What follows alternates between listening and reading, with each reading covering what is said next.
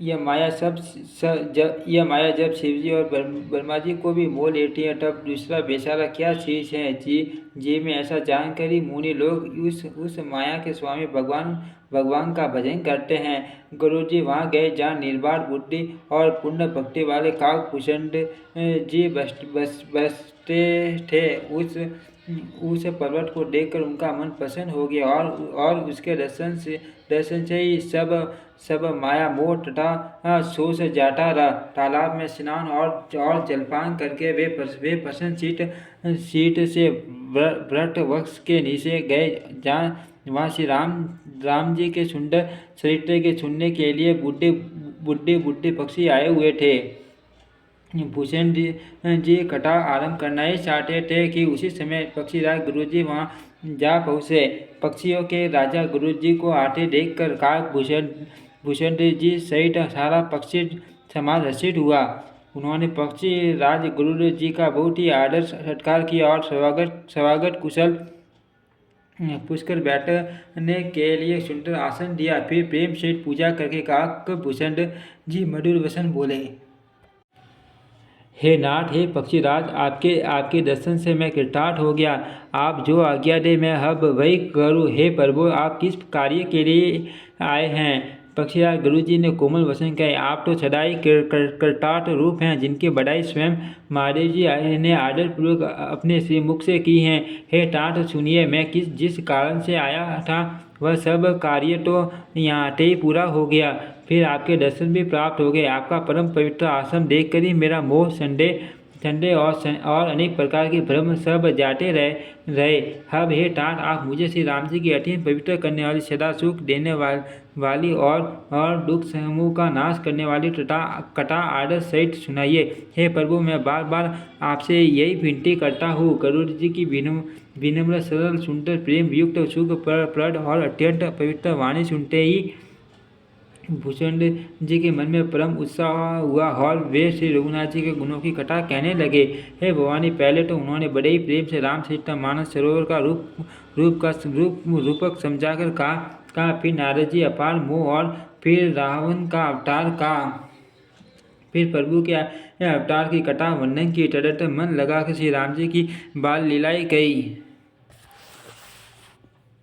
मन में परम उत्साह भरकर अनेकों प्रकार की बाल लीलाएं कहकर फिर ऋषि विश्वामित्र जी का अयोध्या आना और श्री रघुवीर जी का विवाह वर्णन किया। फिर श्री राम जी के राज्याभिषेक का प्रसंग, फिर राजा दशरथ जी के वचन से राज्य रस राज्याभिषेक का आनंद में भंग पड़ना, फिर नगर वासियों का वीर विशाल और श्री राम लक्ष्मण का संवाद बातचीत का, श्री राम का वन गमन, केवट का प्रेम, गंगा जी से पार उतरकर प्रयाग में निवास, वाल्मीकि जी और प्रभु श्री राम जी के मिलन और जैसे भगवान चित्रकूट में बसे वह सब का।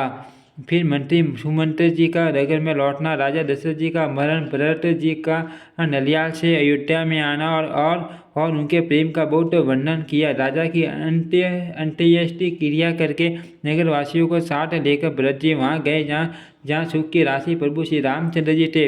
फिर श्री रघुनाथ जी ने उनको बहुत प्रकार से समझाया, जिससे वे खड़ाऊ लेकर अयोध्या पूरी लौट आए। ये सब कथा कही। भरत जी की नंदीग्राम में रहने की रीति, इंद्रपुत्र जयंत की निश करनी और फिर प्रभु श्री रामचंद्र जी और अत्रि जी का मिलाप वर्णन किया। जिस प्रकार विराट का वध हुआ और सर्वभंग जी ने शरीर त्याग किया, वह प्रसंग कहकर फिर सुतीक्ष्ण जी का प्रेम वर्णन करके प्रभु और अगस्त्य जी का सत्संग वृतांत का, दंड कवन का पवित्र करना कहकर फिर भूषण जी ने गर्दराज के साथ मित्रता वर्णन किया। फिर जिस प्रकार प्रभु ने पंचवटी में निवास किया और सब मुनियों के भय का नाश किया,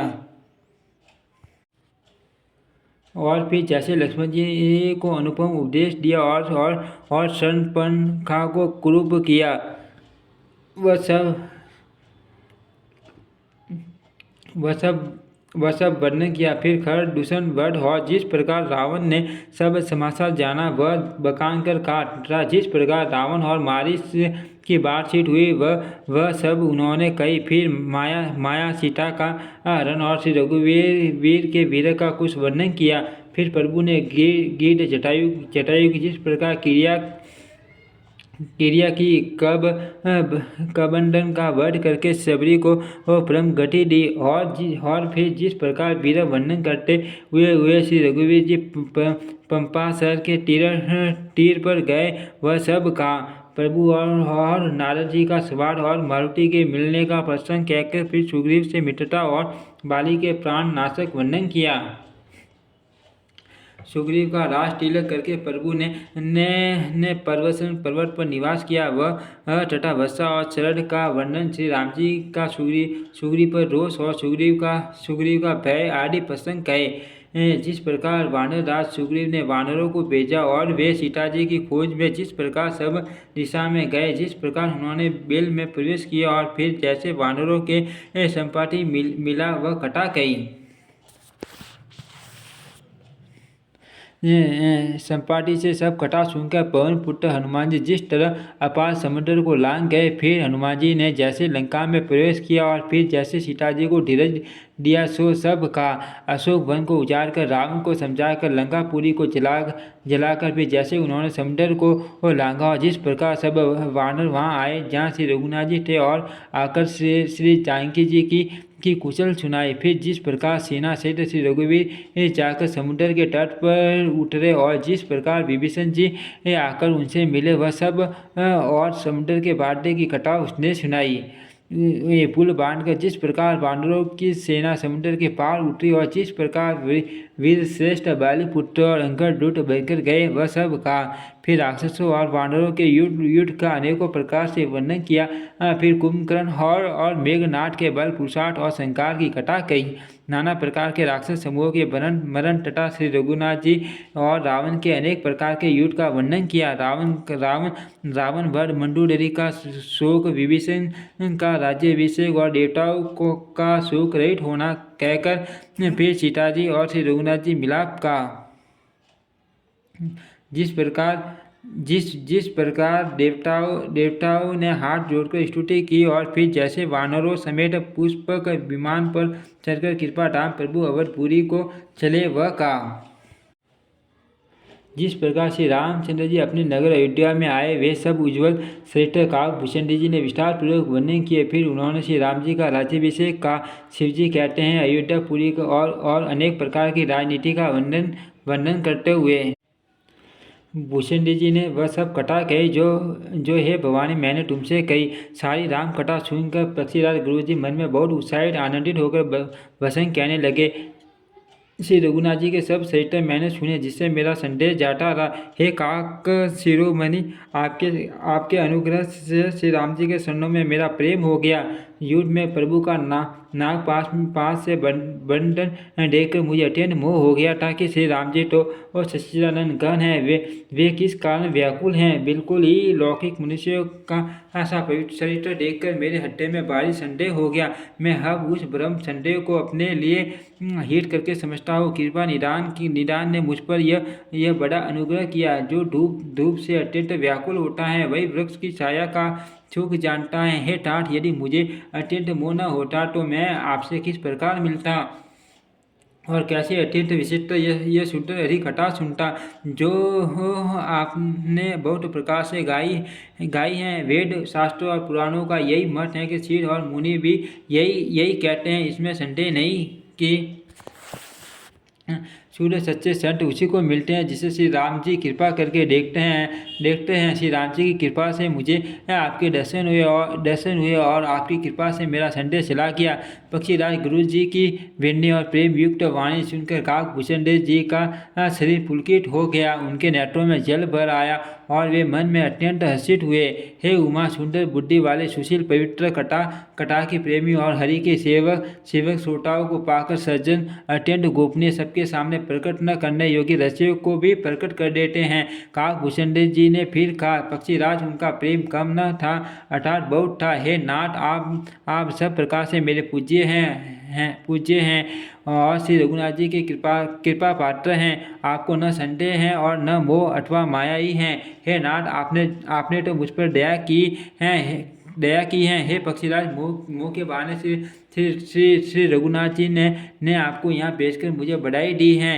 हे पक्षियों के स्वामी, आपने अपना मोह का सो हे गोसाई, यह कुछ आश्चर्य नहीं है। नारद जी, शिव जी, ब्रह्मा जी और शंकरादि जो आत्म तत्व के मर्म की और उसका उपदेश करने वाले श्रेष्ठ मुनि हैं, उनमें से भी किस को मोह ने अंता विवेक शून्य नहीं किया। जगत में ऐसा कौन है जिसे काम ने न नचाया हो, तृष्णा ने किसको मत वाला नहीं बनाया, क्रोध ने किसका हृदय नहीं जलाया।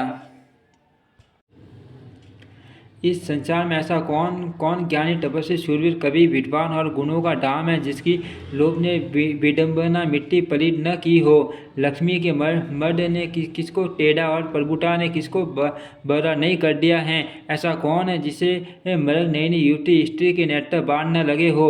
रज तम आदि गुणों का किया हुआ शनि क्षत्रिय पाठ किसे नहीं हुआ। ऐसा कोई नहीं है जिसे मान और मर्द ने अछूता छोड़ा हो। यौवन के जबरन ने किसे आपे से बाहर नहीं किया। ममता ने किसके यश का नाश नहीं किया। मठ सर डा ने किसको कलंक नहीं लगाया। शोक रूपी पवन ने किसे नहीं हिला दिया। चिंता रूपी सापिनी ने किसे नहीं खा लिया। जगत में ऐसा कौन है जिसे माया न व्यापी हो। मनोरथ कीड़ा है, शरीर लकड़ी है, ऐसा धैर्यवान कौन है जिसके शरीर में यह कीड़ा न लगा हो। पुत्र की धन की और लोक प्रतिष्ठा की इन 3 प्रबल इच्छाओं ने किसकी बुद्धि को मलिन नहीं कर दिया, बिगाड़ नहीं दिया। ये सब माया का बड़ा बलवान परिवार है, यह अपार है, इसका वर्णन कौन कर सकता है। शिवजी और ब्रह्मा जी भी जिससे डरते हैं, तब दूसरे जीव तो किस गिनती में हैं। माया की पसंद सेना संसार भर में छाई हुई है। कामादि, काम, क्रोध और लोभ उसके सेनापति हैं और दम, कपट और पाखंड योद्धा हैं। वह माया से रघुवीर की दासी हैं। यद्यपि समझ लेने पर वह मिथ्या ही हैं, किंतु वह श्री राम जी की कृपा के बिना छूटती नहीं। हे नाथ, यह मैं प्रतिज्ञा करके कहता हूँ, जो माया सारे जगत को नचाती हैं और जिसका चरित्र करने किसी ने नहीं लग पाया। हे खगराज गुरुजी, वही माया प्रभु श्री रामचंद्र जी की प्रकृति के इशारे पर अपने समाज परिवार सहित नटी की तरह नाचती हैं। श्री राम जी वही सच्चिदानंद गण हैं जो अजन्मा विज्ञान स्वरूप रूप और बल के धाम, सर्वव्यापक एवं व्याप्य, सर्वरूप, अखंड, अनंत, संपूर्ण, अमोघ शक्ति, जिसकी शक्ति कभी व्यर्थ नहीं होती और ऐश्वर्यों से युक्त भगवान हैं। वे निर्गुण, माया के गुणों से रहित, मान, वाणी और इंद्रियों से परे, सब कुछ देखने वाले, निर्दोष, अजय, ममता रहित, निराकार, माइक, आकाश से रहित, मोह रहित, नित्य, माया रहित, सुख की राशि, प्रकृति से परे प्रभु, सर्वसमर्थ, सदा सबके हृदय में बसने वाले, इच्छा रहित, विकार रहित, अविनाशी वर्मा हैं। यहाँ श्री राम में मोह का कारण ही नहीं, क्या अंधकार का समूह कभी सूर्य के सामने आ जा सकता है।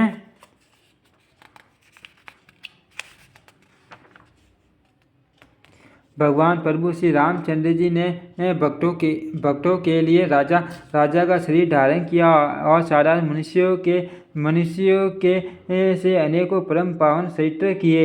जैसा कोई नृत्य खेल करने वाला अनेक वेश धारण करके नृत्य करता है और वही जैसा वेश होता है उसी के अनुकूल भाव दिखलाता है वह, पर स्वयं वह उनमें से कोई हो नहीं जाता। हे गुरुजी, ऐसी ही श्री रघुनाथ जी की यह लीला है जो राक्षसों को विशेष मोहित करने वाली और भक्तों को सुख देने वाली हैं। हे स्वामी, जो मनुष्य मलिन बुद्धि, विषयों के वश और कामी हैं वे प्रभु पर इस प्रकार मोह का आरोप करते हैं। जब जिसको कवल आदि नेत्र दोष होता है, तब वह चंद्रमा को पीले रंग का कहता है। हे पक्षीराज, जब किसी जब जिसे दिशा भ्रम होता है तब वह कहता है कि सूर्य पश्चिम में उदय हुआ है। नौका पर चढ़ा हुआ मनुष्य जगत को चलता हुआ देखता है और मोह वश अपने को अचल समझता है। बालक घूमते सकरा कर दौड़ते हैं, घर आदि नहीं घूमते, पर वे आपस में एक दूसरे को झूठा कहते हैं। हे गुरुजी, श्री हरि के विषय में मोह की कल्पना भी ऐसी है भगवान में तो सपन में भी अज्ञान प्रसंग अवसर नहीं है, किंतु जो माया के वश मंद बुद्धि और भाग्यहीन है और जिनके हट्टे पर अनेकों प्रकार के पर्दे पड़े हैं, वे मूर्ख हट के वश होकर संदेह करते हैं और अपना अज्ञान श्री राम जी पर आरोपित करते हैं। जो काम को क्रोध मद और लोभ से रट हैं और दुख रूप घर में आसक्त हैं, वे श्री रघुनाथ जी को कैसे जान सकते हैं। वे मूर्ख तो अंधकार रूपी कुएं में पड़े हुए हैं। निर्गुण रूप अत्यंत सुलभ सहज ही समझ में आ जाने वाला है, परंतु गुणातीत दिव्य सगुण रूप को कोई नहीं जानता। इसीलिए उन सगुण भगवान के अनेक प्रकार के सुगम और अगम चरित्रों को सुनकर मुनियों के भी मन को भ्रम हो जाता है। हे पक्षीराज गुरुजी, श्री रघुनाथ जी की प्रभुता सुनिए। मैं अपनी बुद्धि के अनुसार वह सुहावनी कथा कहता हूँ। हे प्रभु, मुझे जिस प्रकार मोह हुआ वह सब कथा भी आपको सुनाता हूँ। हे ठाठ, आप श्री राम जी के कृपा पात्र हैं। श्री हरि के गुणों में आपकी प्रीति है, इसीलिए आप मुझे सुख देने वाले। इसी से मैं आपसे कुछ भी नहीं छिपाता और अत्यंत दृश्य की बातें आपको गाकर सुनाता हूँ। श्री रामचंद्र जी की सहज स्वभाव सुनिए। वे भक्त में अभिमान कभी नहीं रहने देते, क्योंकि अभिमान जन्म मरण रूप संसार का मूल है और अनेक प्रकार के कलेशों तथा समस्त शोकों को देने वाला है। इसलिए कृपा निधि उसे दूर कर देते हैं, क्योंकि सेवक पर उनकी बहुत ही अधिक ममता है। हे गोसाई, जैसे बच्चे के शरीर में फोड़ा हो जाता है तो माता उसे कठोर हड्डी की भांति चीरा डालती हैं। यद्यपि बच्चा पहले फोड़ा चिराते समय दुख पाता है और अधीर होकर रोता है, तो भी रोग के नाश के लिए माता बच्चे की उस पीड़ा को कुछ भी नहीं गिनती, उसकी परवाह नहीं करती और फोड़े को चिरवा ही डालती हैं। उसी प्रकार से रघुनाथ जी अपने दास का अभिमान उसके हित के लिए हर लेते हैं। तुलसीदास जी कहते हैं कि ऐसे प्रभु को भ्रम त्याग कर क्यों नहीं बचते।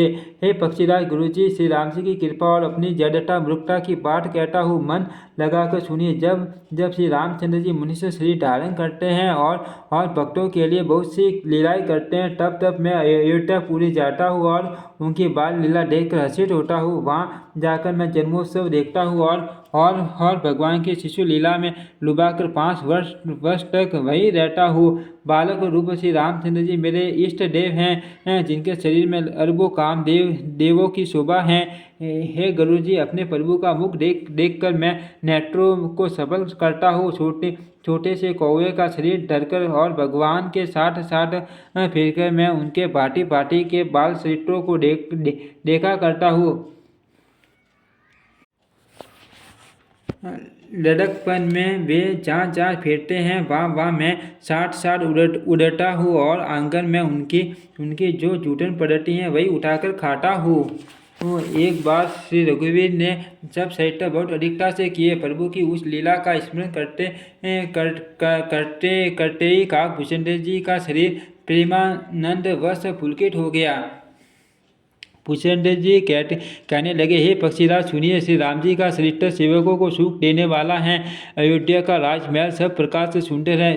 सोने के महलों में नाना प्रकार के रत्न जड़े हुए हैं। सुंदर आंगन का वर्णन नहीं किया जा सकता, जहाँ चारों भाई नृत्य खेलते हैं। माता को सुख देने वाले बाल विनोद करते हुए श्री रघुनाथ जी आंगन में विचर रहे हैं। मरकट मणि के समान हरी टाप श्याम और कोमल शरीर है। अंग अंग में बहुत से कामदेवों की शोभा छाई हुई है। नवीन लाल कमल के समान लाल कोमल चरण है। सुंदर अंगुलियां हैं और नख अपनी जेठी से चंद्रमा की कांति को हरने वाले हैं।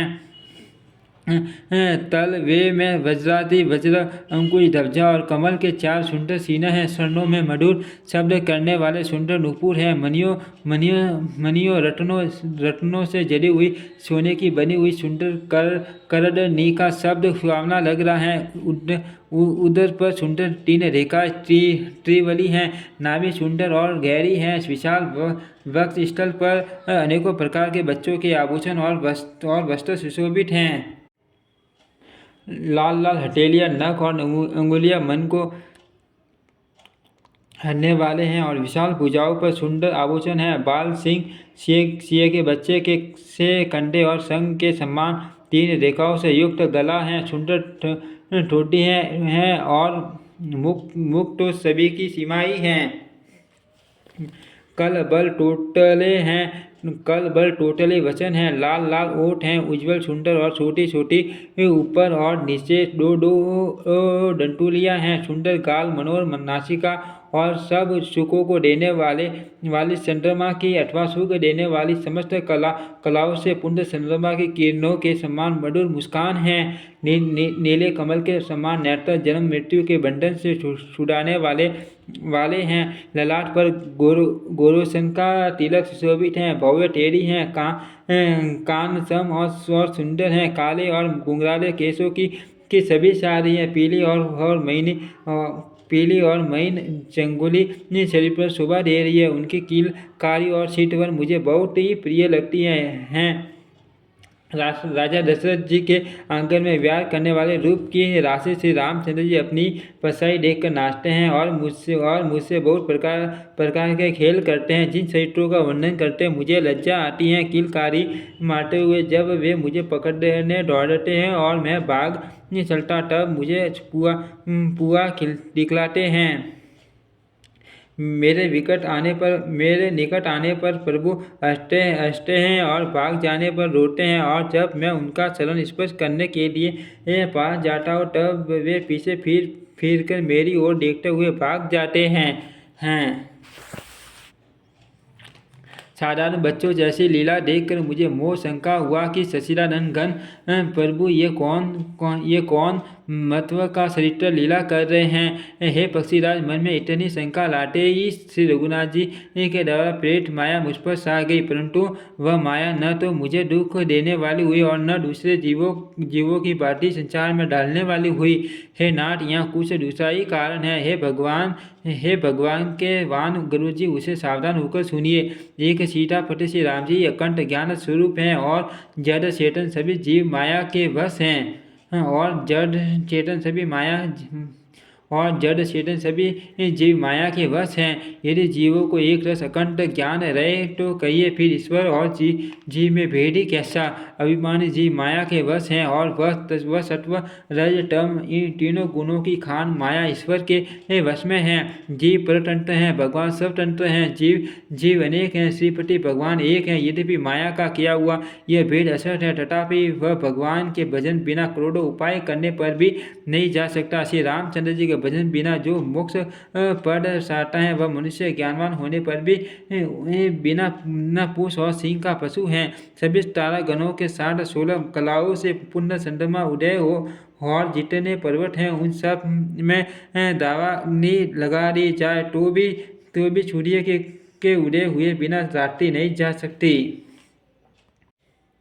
हे पक्षीराज, इसी प्रकार श्री हरि के भजन बिना जीवों का क्लेश नहीं मिटता। श्री हरि के सेवक को अविद्या नहीं व्याप्ति, प्रभु की प्रेरणा से उसे विद्या व्याप्ति है। हे पक्षी श्रेष्ठ, इसी से दास का नाश नहीं होता और भेड़ भक्ति बढ़ती है। श्री राम जी ने मुझे जब ब्रह्म से सकेत देखा तब वे ऐसे वह विशेष चरित्र सुनिए। उस लेख का मर्म किसी ने नहीं जाना, न छोटे भाइयों ने और न माता पिता ने नहीं। वे श्याम शरीर और लाल लाल हथेली और शरणट वाले बाल रूप श्री राम जी घुटने और हाथी के बल मुझे पकड़ने दौड़े। हे सर्पों के शत्रु गुरु जी, तब मैं भाग चला। श्री राम जी ने मुझे पकड़ने के लिए भुजा फैलाई। मैं जैसे जैसे आकाश में दूर उड़ता वैसे वैसे ही वहाँ श्री हरि की भुजाओं को अपने पास देखता था। मैं ब्रह्मलोक तक गया और जब उड़ते हुए मैंने पीछे की ओर देखा तो हे ठाठ, श्री राम जी की भुजा में और मुझ में केवल 2 ही अंगुल का बीच था। साठों आवरणों को भेद कर जहाँ तक मेरी गति थी वहाँ तक मैं गया, पर वहाँ भी प्रभु की भुजाओं को अपने पीछे देखकर मैं व्याकुल हो गया।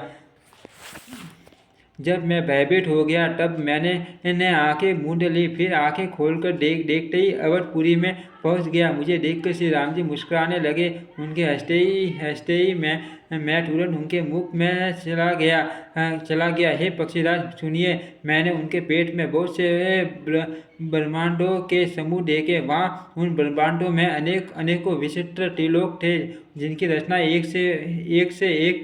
एक की बढ़कर थी। करोड़ों ब्रह्मा जी और शिव जी, अनगिनत तारागण, सूर्य और चंद्रमा, अनगिनत लोकपाल, यम और काल, अनगिनत विशाल पर्वत और भूमि, असंख्य समुद्र, नदी, तालाब और वन तथा और भी नाना प्रकार की सृष्टि का विस्तार देखा। देवता, मुनि, सिद्ध, नाग, मनुष्य, किन्नर तथा चारों प्रकार के जड़ और चेतन जीव देखे, जो कभी न देखा था न सुना था और जो मन में भी नहीं समा सकता, अर्थात जिसकी कल्पना भी नहीं की जा सकती थी। वही सब अद्भुत सृष्टि मैंने देखी। तब उसका किस प्रकार वर्णन किया जाए। मैं एक ब्रह्मांड में 100 वर्ष तक रहता। इस प्रकार मैं अनेकों ब्रह्मांड देखता फिरा। प्रत्येक लोक में भिन्न भिन्न ब्रह्मा, भिन्न भिन्न विष्णु, शिव, मनु, दिक्पाल, मनुष्य, गंधर्व, भूत, वेताल, किन्नर, राक्षस, पशु, पक्षी, सर्प नाना जाति के देवता एवं दैत्यगण थे। सभी जीव वहाँ दूसरे ही प्रकार के थे। अनेक पृथ्वी, नदी, समुद्र, तालाब, पर्वत तथा सब सृष्टि वहाँ दूसरी प्रकार की थी। प्रत्येक ब्रह्मांड में मैंने अपना रूप देखा तथा अनेकों अनुपम वस्तुएं देखी। प्रत्येक भुवन में न्यारी अवधपुरी, भीन सरयू जी और भीन प्रकार के ही नर नारी थे। हे ठाठ सुनिए, दशरथ जी, कौशल्या जी और भरत जी आदि भाई भी भिन्न भिन्न रूपों के थे। मैं प्रत्येक ब्रह्मांड में राम अवतार और उनकी अपार बाल लीलाएं देखता फिरता। हे हरिवान, मैंने सभी कुछ भिन्न भिन्न और अत्यंत विचित्र देखा। मैं अनगिनत ब्रह्मांडों में फिरा, पर प्रभु श्री रामचंद्र जी को मैंने दूसरी तरह नहीं देखा। सर्वत्र वही शिशुपन, वही शोभा और वही कृपालु श्री रघुवीर। इस प्रकार मूल रूपी पवन की प्रेरणा से मैं भुवन में देखता फिरता था। अनेक ब्रह्मांडों में भटकते मुझे मानो 100 कल्प बीत गए। फिरता मैं अपने आश्रम में आया और कुछ काल वहाँ रहकर बिताया। फिर जब अपने प्रभु का अवधपुरी में जन्म अवतार सुन पाया, तब प्रेम से परिपूर्ण होकर मैं हर्षपूर्वक उठ दौड़ा जाकर मैंने जन्म महोत्सव देखा, जिस प्रकार मैं पहले वर्णन कर चुका हूँ। श्री रामचंद्र जी के पेट में मैंने बहुत से जगत देखे, जो देखते ही बनते थे, वर्णन नहीं किए जा सकते। वहाँ फिर मैंने सुजान माया के स्वामी कृपालु भगवान श्री राम को देखा। मैं बार बार विचार करता था। मेरी बुद्धि मोह रूपी कीचड़ से व्याप्त थी। ये सब मैंने दो ही घड़ी में देखा। मन में विशेष मोह होने से मैं ठग गया। मुझे व्याकुल देखकर तब कृपालु श्री रघुवीर हंस दिए। हे धीर बुद्धि गुरु जी सुनिए। उनके हंसते ही मैं मुँह से बाहर आ गया। श्री रामचंद्र जी मेरे साथ फिर वही लड़कपन करने लगे। मैं करोड़ों असंख्य प्रकार से मन को समझाता था, पर वह शांति नहीं पाता था। यह बाल चरित्र देखकर और पेट के अंदर देखी हुई उस प्रभुता का स्मरण कर मैं शरीर की छूट भूल गया। और हे आर्त जनों के रक्षा कीजिए पुकारता हुआ पृथ्वी पर गिर पड़ा। मुख से बात नहीं निकलती थी। तदनंतर प्रभु ने मुझे प्रेम विहल देख कर अपनी माया की प्रभुता प्रभाव को रोक लिया। प्रभु ने अपना कर कमल मेरे सिर पर रखा। दीन दयालु ने मेरा संपूर्ण दुख हल लिया। सेवक को सुख देने वाले कृपा में श्री राम जी ने मुझे मोह से सर्वथा रहित कर दिया। उनके पहले वाली प्रभुता को विचार कर याद करके मेरे मन में बड़ा भारी हर्ष हुआ। प्रभु की भक्त वत्सलता देखकर मेरे हृदय में बहुत ही प्रेम उत्पन्न हुआ। फिर मैंने आनंद से नेत्रों में जल भरकर पुलकित होकर और हाथ जोड़कर प्रभु प्रकार से विनती की। मेरी प्रेम युक्त वाणी सुनकर और अपने दास को दीन देखकर राम निवास से राम जी सुखदायक गंभीर और कोमल वचन बोले। हे काक भूषणी, तू मुझे अत्यंत पसंद जानकर वर मांग। अनिमा आदि अष्ट सिद्धियाँ, दूसरी त्रिदिया तथा संपूर्ण सुखों की खान, मोक्ष, ज्ञान, विवेक, वैराग्य, विज्ञान, तत्व ज्ञान और वे अनेकों गुण जो जगत में मुनियों के लिए भी दुर्लभ हैं, ये सब मैं आज तुझे दूंगा, इसमें संदेह नहीं। जो तेरे मन भावे से जो सो मांग ले।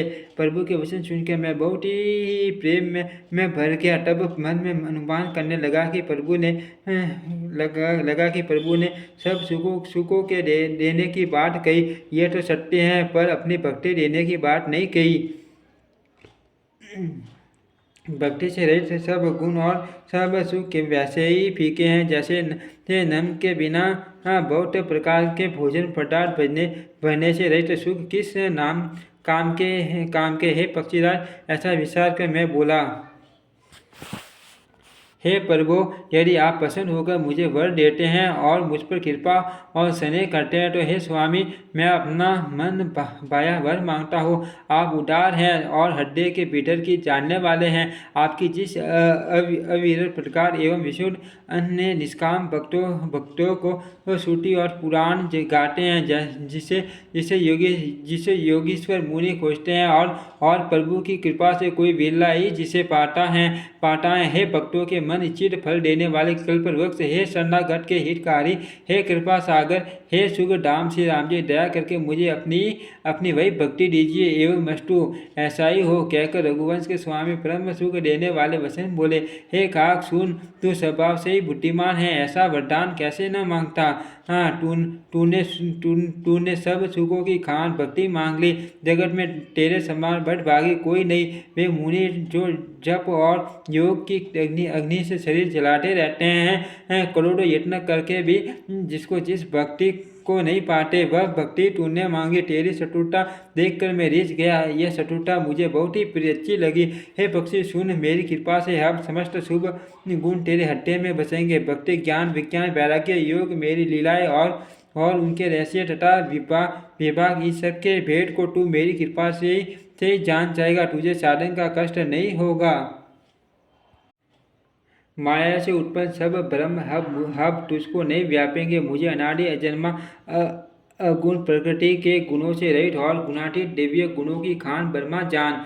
हे काक सुन, मुझे भक्त निरंतर प्रिय हैं, ऐसा विचार कर शरीर, वचन और मन से मेरे चरणों में अटल प्रेम करना। अब मेरी सत्य सुगम वेदादि के द्वारा वर्णित परम निर्मल वाणी सुन। मैं तुझको यह निज सिद्धांत सुनाता हूँ, सुनकर मन में धारण कर और सब टच कर मेरा भजन कर। यह सारा संसार मेरी माया से उत्पन्न है। इसमें अनेकों प्रकार के सरासर जीव हैं। वे सभी मुझे प्रिय हैं, क्योंकि सभी मेरे उत्पन्न किए हुए हैं। किंतु मनुष्य मुझको सबसे अधिक अच्छे लगते हैं। उन मनुष्यों में मैं भी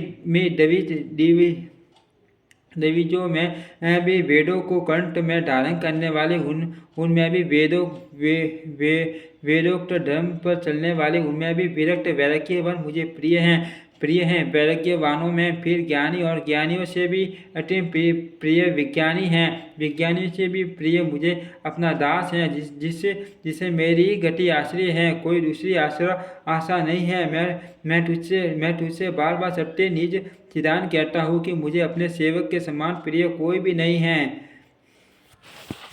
भक्तिहीन ब्रह्मा ही क्यों न हो, वह मुझे सब जीवों के समान ही प्रिय है, परंतु भक्तिमान अत्यंत निश्चय भी प्राणी मुझे प्राणों के समान प्रिय है। यह मेरी घोषणा है। पवित्र, सुशील और सुंदर बुद्धि वाला सेवक बता किसको प्यारा नहीं लगता। वेद और पुराण ऐसी ही नीति कहते हैं। हे काक, सावधान होकर सुन। एक पिता के बहुत से पुत्र पृथक गुण, स्वभाव और आसन वाले होते हैं। कोई पंडित होता है, कोई तपस्वी, कोई ज्ञानी, कोई धनी, कोई शूरवीर, कोई दानी, कोई सर्वज्ञ और कोई धर्मपरायण होता है। पिता का प्रेम इन सभी पर समान होता है, परंतु मन इनमें से यदि कोई मन, वचन और कर्म से पिता पिता का ही भक्त होता है। सफल मैं भी दूसरा धर्म नहीं जानता। वह पुत्र पिता को प्राणों के समान प्रिय होता है, यद्यपि चाहे चाहे वह सब प्रकार से अज्ञान मूर्ख ही हो। इस प्रकार तिर्यक पशु पक्षी देव मनुष्य और असुरों समेत जितने जितने भी चेतन और जड़ जीव हैं उनमें उनसे भरा हुआ यह संपूर्ण विश्व मेरा ही पैदा किया हुआ है और सब पर मेरी बराबर दया है। परंतु इनमें से जो मद और माया छोड़कर मन वसन और शरीर से मुझको बचता है, वह पुरुष हो नपुंसक हो, स्त्री हो अथवा सरासर कोई भी जीव हो, वो कपट छोड़कर जो भी सद्भाव से मुझे बचता है वही मुझे परम प्रिय है। हे पक्षी, मैं तुझसे सत्य कहता हूँ, पवित्र अनन्य एवं निष्काम सेवक मुझे प्राणों के समान प्यारा है। ऐसा विश्वास कर सब आशा भरोसा छोड़कर मुझी को भज तुझे काल कभी नहीं व्यापेगा। निरंतर मेरा स्मरण और भजन करते रहना। प्रभु के वचना मृत सुनकर मैं तृप्त नहीं होता था। मेरा शरीर पुलकित था और मन में मैं अत्यंत ही हर्षित हो रहा था। वह सुख मन और कान ही जानते हैं, जीभ से उसका बखान नहीं किया जा सकता। प्रभु की शोभा का वह सुख नेत्र ही जानते हैं, पर वे क्या कैसे सकते हैं। गुणों की वाणी तो है ही नहीं। मुझे बहुत प्रकार से भली भांति समझा कर और सुख देकर प्रभु फिर वही बालकों के खेल करने लगे। नेत्रों में जल भरकर और मुख को कुछ रूखा सा बनाकर उन्होंने माता की ओर देखा और मुखा करते तथा शीत वन से माता को समझा दिया कि बहुत भूख लगी है। यह देखकर माता तुरंत उठ दौड़ी और कोमल वचन कहकर उन्होंने श्री राम जी को छाती से लगा लिया। वे गोद में लेकर उन्हें दूध पिलाने लगी और श्री रघुनाथ जी उन्हीं की ललित लीलाएं गाने लगी। जिस सुख के लिए सबको सुख देने वाले कल्याण रूपी त्रिपुरारी शिवजी ने अशुभ वेश धारण किया, उस सुख में अवधपुरी के नर नारी निम्न रहते हैं। उस सुख का लवलेश मात्र जिन्होंने एक बार सपन में भी प्राप्त कर लिया। हे पक्षीराज, वे सुंदर बुद्धि वाले सज्जन पुरुष उसके सामने ब्रह्म सुख को भी कुछ नहीं गिनते। मैं और कुछ समय तक अवधपुरी में रहा और मैंने श्री राम जी की रसीली बाल लीलाएं देखी। श्री राम जी की कृपा से मैंने भक्ति का वरदान पाया। तदंतर प्रभु के चरणों की वंदना करके मैं अपने आश्रम लौट आया। इस प्रकार जब से श्री रघुनाथ जी ने मुझको अपनाया, तब से मुझे माया कभी नहीं व्यापी। श्री हरि की माया ने मुझे जैसे नचाया वह सब गुप्त चरित्र मैंने कहा। हे पक्षीराज गरुड़, अब मैं आपसे अपना निजी अनुभव कहता हूँ। वह यह है कि भगवान के भजन बिना क्लेश दूर नहीं होते। हे पक्षीराज सुनिए, श्री राम जी की कृपा बिना श्री राम जी की प्रभुता नहीं जानी जाती। प्रभुता जाने बिना उन पर विश्वास नहीं जमता। विश्वास के बिना प्रीति नहीं होती और प्रीति बिना भक्ति वैसे ही ढूंढ नहीं होती जैसे हे पक्षीराज जल की चिकनाई ठहरती नहीं। गुरु के बिना कहीं ज्ञान हो सकता है अथवा वैराग्य के बिना कहीं ज्ञान हो सकता है। इसी तरह वेद और पुराण कहते हैं कि श्री हरि की भक्ति के बिना क्या सुख मिल सकता है। हे तात स्वाभाविक संतोष के बिना क्या कोई शांति पा सकता है। चाहे करोड़ों उपाय करके पस मरिए, फिर भी में क्या कभी जल के बिना नाव चल सकती है।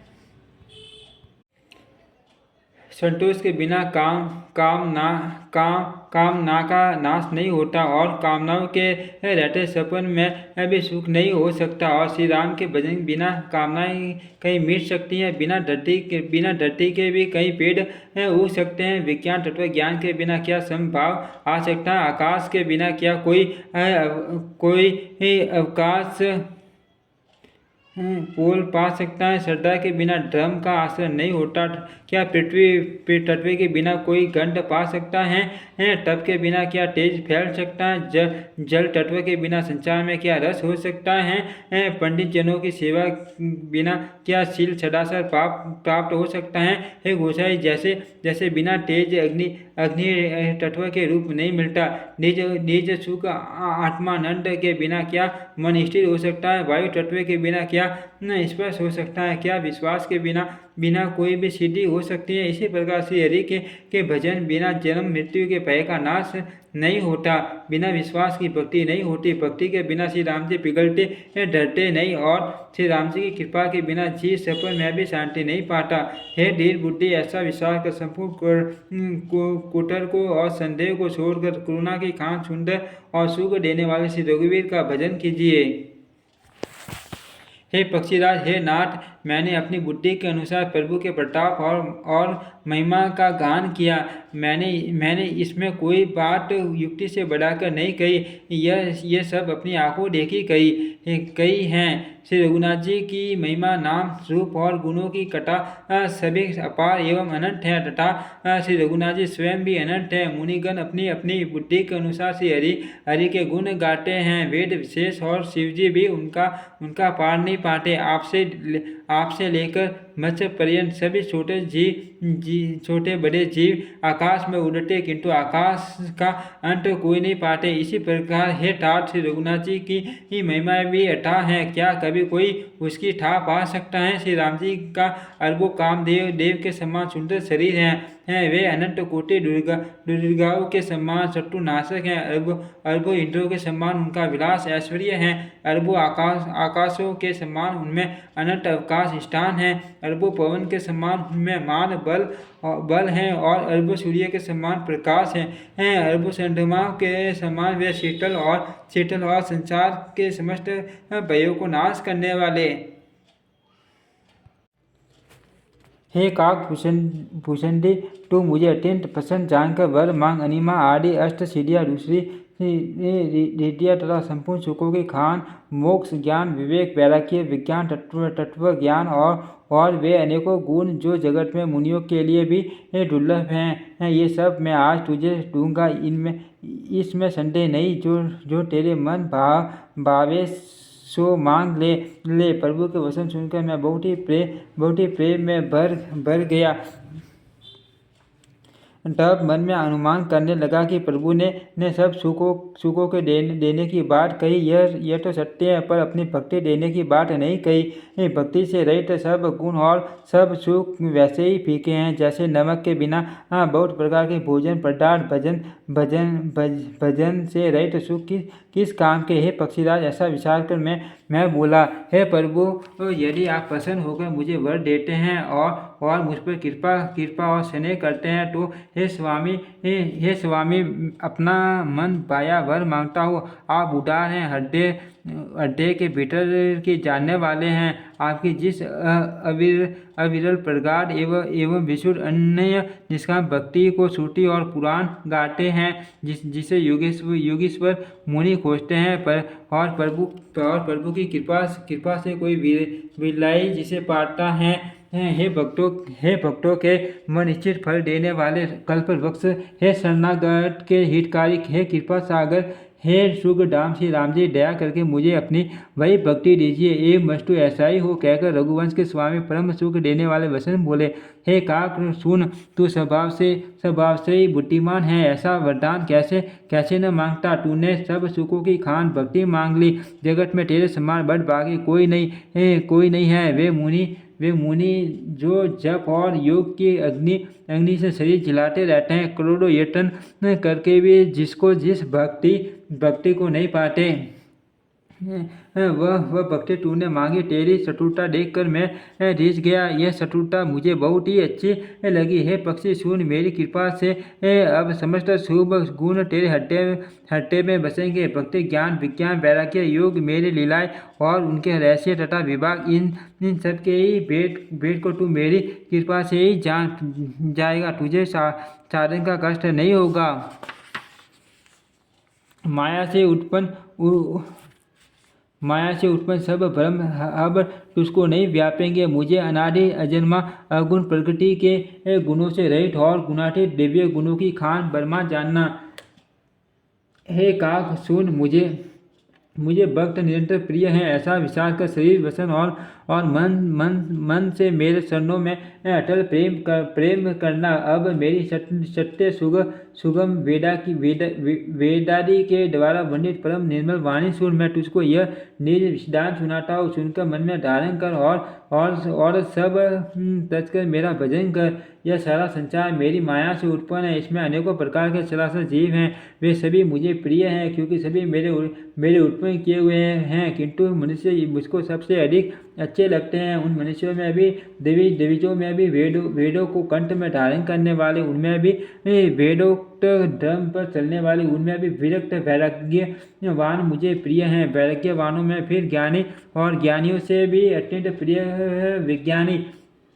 विज्ञानियों से भी प्रिय मुझे अपना दास है, जिसे मेरी गति आश्रय है और आश्रय है, कोई दूसरी आशा नहीं। मैं तुझसे बार बार सत्य निज सिद्धांत कहता हूँ कि मुझे अपने सेवक के समान प्रिय कोई भी नहीं है। भक्ति बरमाई क्यों न हो, वह मुझे सब जीवों के समान ही प्रिय हैं, परंतु भक्तिमान अत्यंत निष्ठ प्राणी मुझे प्राणों के समान प्रिय हैं। यह मेरी घोषणा है। पवित्र, सुशील और सुंदर बुद्धि वाला सेवक बता किसको प्यारा नहीं लगता। वेद और पुराण ऐसी नीति कहते हैं। हे काक, सावधान होकर सुन। एक पिता के बहुत से पुत्र पृथक गुण, स्वभाव और आसन वाले होते हैं। कोई पंडित होता है, कोई तपस्वी, कोई ज्ञानी, कोई धनी, कोई शूरवीर, कोई दानी, कोई सर्वज्ञ और कोई धर्मपरायण होता है। पिता का प्रेम इन सभी पर समान होता है, परंतु इनमें से यदि कोई मन, वचन और कर्म से पिता का ही भक्त होता है, सपन में भी दूसरा धर्म नहीं जानता,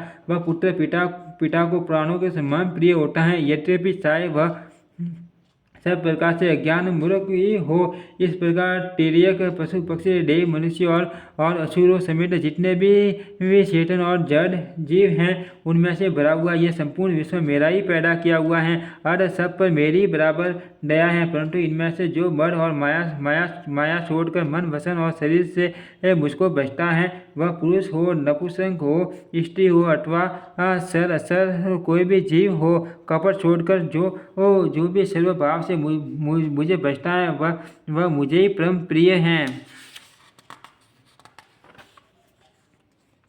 हे पक्षी, मैं तुझसे सत्य कहता हूँ, पवित्र, अन्य एवं निष्काम सेवक मुझे प्राणों के समान प्यारा है। ऐसा विचार कर सब आशा भरोसा छोड़कर मुझको ही भज।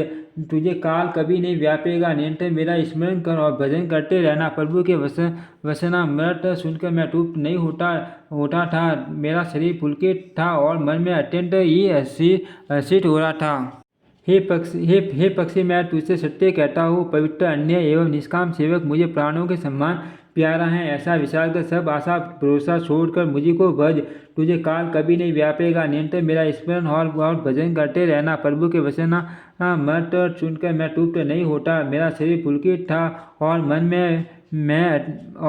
में मैं अत्यंत ही हर्षित हो रहा था। वह सुख मन और कहानी जानते हैं, जीव से उसका बका नहीं किया जा सकता। प्रभु की शोभा का वह सुख नेत्र ही जानते हैं, पर वे कह कैसे सकते हैं। उनके वाणी तो है ही नहीं। मुझे बहुत प्रकार से भली भांति समझाकर और सुख देकर प्रभु फिर वही बालकों के खेल करने लगे। नेत्रों में जल भरकर और मुख को कुछ रुका सा बनाकर उन्होंने माता की ओर देखा और मुड़का करती तथा शीत वन से माता को समझा दिया कि बहुत भूख लगी है। यह देखकर माता तुरंत उठ दौड़ी और कोमल वचन कहकर उन्होंने श्री राम जी को छाती से लगा लिया। वे गोद में लेकर उन्हें दूध पिलाने लगी और श्री रघुनाथ जी उन्हीं की ललित लीलाएं गाने लगे। जिस सुख के लिए सबको सुख देने वाले कल्याण रूपी त्रिपुरारी शिवजी ने अशुभ वेश धारण किया, उस सुख में अवधपुरी के नर नारी निरंतर निमग्न रहते हैं। उस सुख का लव लेस मात्र जिन्होंने एक बार सपन में भी प्राप्त कर लिया। हे पक्षीराज, वे सुंदर बुद्धि वाले सज्जन पुरुष उसके सामने ब्रह्म सुख को भी कुछ नहीं गिनते। मैं और कुछ समय तक अवधपुरी में रहा और मैंने श्री रघुनाथ जी की रसीली बाल लीलाएं देखी। श्री राम जी की कृपा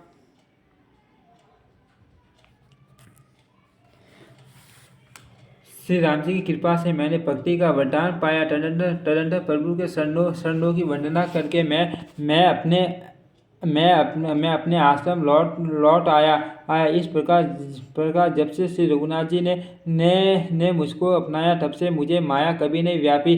श्री हरि की माया मुझे जैसे नचाया, वह सब गुप्त चरित्र मैंने कहा। हे पक्षीराज गरुड़, अब मैं आपसे अपना निजी अनुभव कहता हूँ। वह यह है कि भगवान के भजन बिना कलेश दूर नहीं होते।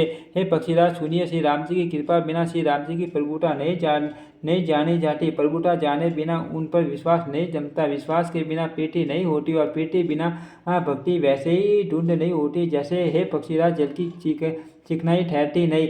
गुरु के बिना कहीं ज्ञान हो सकता है, अथवा वैराग्य के बिना कहीं ज्ञान हो सकता है। इसी तरह वेद और पुराण कहते हैं कि श्री हरि भक्ति के बिना क्या सुख मिल सकता है। हे तात, स्वाभाविक संतोष के बिना क्या कोई शांति पा सकता है। शायद करोड़ों उपाय करके पस मरिए, फिर भी क्या कभी जल के बिना नाव चल सकती है। संतोष के बिना काम का नाश नहीं होता, और कामनाओं के रहते सपन में भी सुख नहीं हो सकता। और श्री राम के भजन बिना कामनाएं कहीं मिट सकती है। बिना धरती के भी कहीं पेड़ उग सकता है। विज्ञान तत्व ज्ञान के बिना क्या संभव आ सकता है। आकाश के बिना क्या कोई अवकाश से पुल पा सकता है। श्रद्धा के बिना ड्रम का आश्रय नहीं होता। क्या पृथ्वी तत्व के बिना कोई गंध पा सकता है। तप के बिना क्या तेज फैल सकता है। जल तत्व के बिना संसार में क्या रस हो सकता है। पंडित जनों की सेवा बिना क्या शील सदाचार प्राप्त हो सकता है। हे गोसाई, जैसे बिना तेज अग्नि तत्व के रूप नहीं मिलता। निज सुख आत्मानंद के बिना क्या मन स्थिर हो सकता है। वायु तत्व के बिना क्या स्पर्श हो सकता है। क्या विश्वास के बिना कोई भी सिद्धि हो सकती है। इसी प्रकार से हरि के भजन के बिना जन्म मृत्यु का भय नाश नहीं होता। बिना विश्वास के भक्ति नहीं होती। भक्ति के बिना श्री राम जी पिघलते डरते नहीं। और श्री राम जी की कृपा के बिना जीव सपन में भी शांति नहीं पाता। हे ढीर बूटी, ऐसा विचार कर संपूर्ण कुटर को और संदेह को छोड़कर करुणा की खान सुंदर और सुख देने वाले श्री रघुवीर का भजन कीजिए। हे पक्षीराज, हे नाथ, मैंने अपनी बुद्धि के अनुसार प्रभु के प्रताप और महिमा का वर्णन किया। मैंने इसमें कोई बात युक्ति से बढ़ाकर नहीं कही। यह सब अपनी आंखों देखी गई हैं। श्री रघुनाथ जी की महिमा, नाम, रूप और गुणों की कथा सभी अपार एवं अनंत है, तथा श्री रघुनाथ जी स्वयं भी अनंत है। मुनिगण अपनी अपनी बुद्धि के अनुसार श्री हरि के गुण गाते हैं। वेद शेष और शिवजी भी उनका पार नहीं पाते। आपसे लेकर मत्स्य पर्यंत सभी छोटे बड़े जीव आकाश में उड़ते हैं, किंतु आकाश का अंत कोई नहीं पाता। इसी प्रकार हे तात, श्री रघुनाथ जी की महिमा भी अथाह है। क्या कभी कोई उसकी था पा सकता है। श्री राम जी का अरबों कामदेवों के समान सुंदर शरीर है। श्री राम जी का अरबों कामदेवों के समान सुंदर शरीर है। वे अनंत कोटि दुर्गाओं के समान शत्रुनाशक हैं। अरबों इंद्रों के समान उनका विलास ऐश्वर्य है।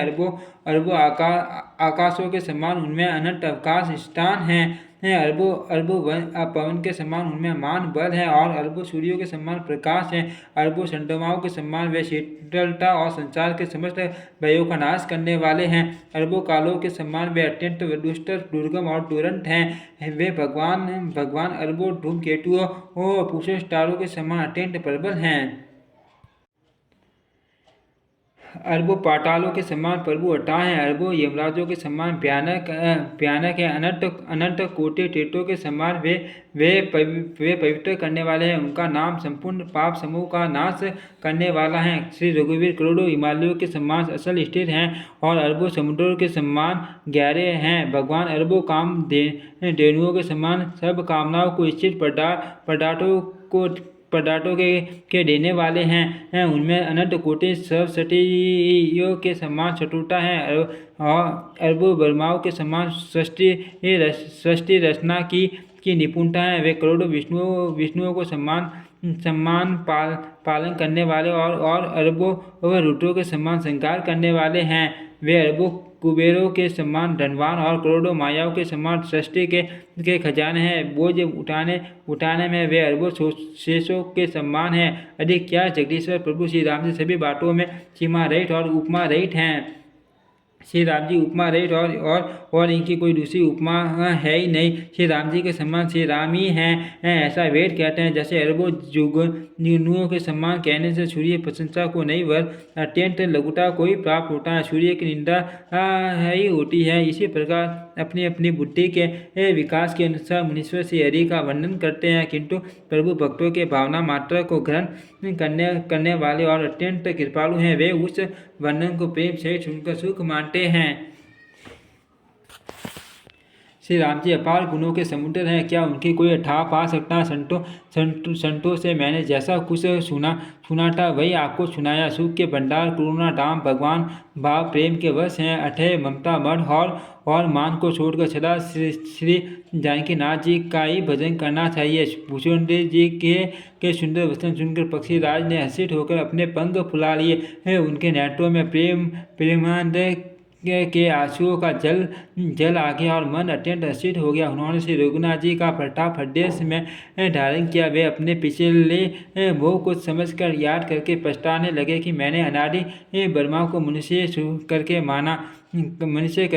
गुरुदेव वे अपने पिछले मोह को समझकर याद करके पछताने लगे कि मैंने अनादि ब्रह्मा को मनुष्य करके माना। गरुड़ जी ने बार बार काकभूषण जी के चरणों पर सिर नवाया और उन्हें श्री राम जी के सम्मान जानकर प्रेम बढ़ाया। गुरु के बिना कोई भवसागर नहीं तर सकता, चाहे वह ब्रह्मा जी और शंकर जी के सम्मान ही क्यों न हो। गरुड़ जी ने कहा, हे ठाट, मुझे संडे रूपी सर्प ने ये डस लिया था और सांप के डसने पर जैसे विष सड़ने से लहरें आती हैं, वैसे ही बहुत सी कुटक रूपी दुख देने वाली लहरें आ रही थी। आपके स्वरूप रूपी गारुड़ सांप का विष उतारने वाले के द्वार भक्तों को सुख देने वाले श्री रघुनाथ जी ने मुझे जिला लिया। आपकी कृपा से मेरा मोह नाश हो गया और मैंने श्री राम जी का अनुपम रहस्य जाना।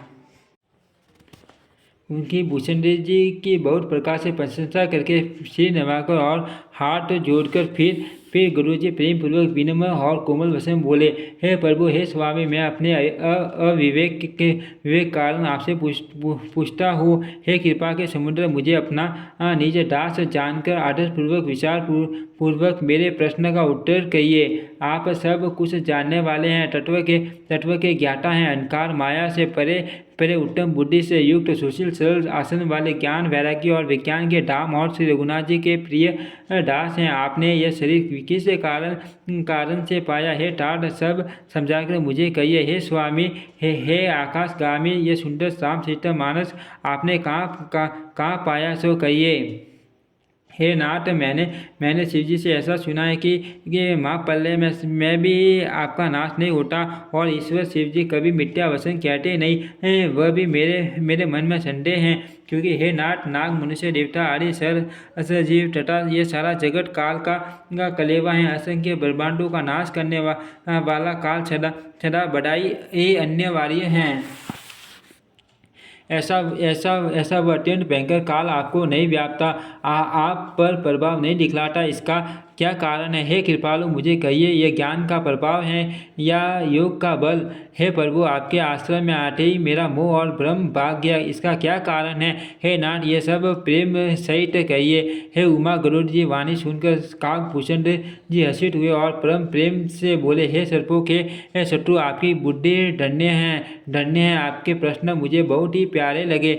आपके प्रेम युक्त सुंदर प्रश्न सुनकर मुझे अपने बहुत जन्मों की याद आ गई। मैं अपनी ये सब कथा विस्तार से कहता हूँ। हे ठाठ, आदर सहित मन लगाकर सुनिए। अनेक जप तप यज्ञ सम, मन को रोकना, दम इंद्रियों को रोकना, व्रत दान वैराग्य विवेक योग विज्ञान आदि सबका फल श्री रघुनाथ जी के शरणों में प्रेम होना, जिसके बिना कोई कल्याण नहीं पा सकता। मैंने इसी शरीर से श्री राम जी की भक्ति प्राप्त की है, इसी से इस पर मेरी ममता अधिक है, जिससे अपना कुछ स्वार्थ होता है, उस पर सभी कोई प्रेम करते हैं। हे गुरुजी, वेदों में मानी हुई ऐसी नीति है और सज्जन भी कहते हैं कि अपना परम हित जानकर अत्यंत निज से भी प्रेम करना चाहिए। रेशम कीड़े से होता है, उससे सुंदर रेशमी वस्त्र बनते हैं। इसी से उस परम अपवित्र कीड़े को भी सब कोई प्राणों के समान पालते हैं। जीव के लिए सच्चा सवाल यही है कि मन, वचन और कर्म से श्री राम जी के चरणों में प्रेम हो। वही शरीर पवित्र और सुंदर है। जिस शरीर को पाकर श्री रघुवीर का भजन किया जाए, जो श्री राम जी के विमुख है, वह यदि ब्रह्मा जी के समान शरीर पा जाए तो भी कवि और पंडित उसकी प्रशंसा नहीं करते। इसी शरीर से मेरे हृदय में राम भक्ति उत्पन्न हुई। इसी से हे स्वामी, यह मुझे परम प्रिय है। मेरा मरण अपनी इच्छा पर है, परंतु फिर भी मैं यह शरीर नहीं छोड़ता, क्योंकि वेदों ने वर्णन किया है कि क्योंकि वेदों ने वर्णन किया है कि शरीर के बिना भजन नहीं होता। पहले मोह ने मेरी बड़ी दुर्दशा की। श्री राम जी के विमुख होकर मैंने कभी सुख से नहीं सोया।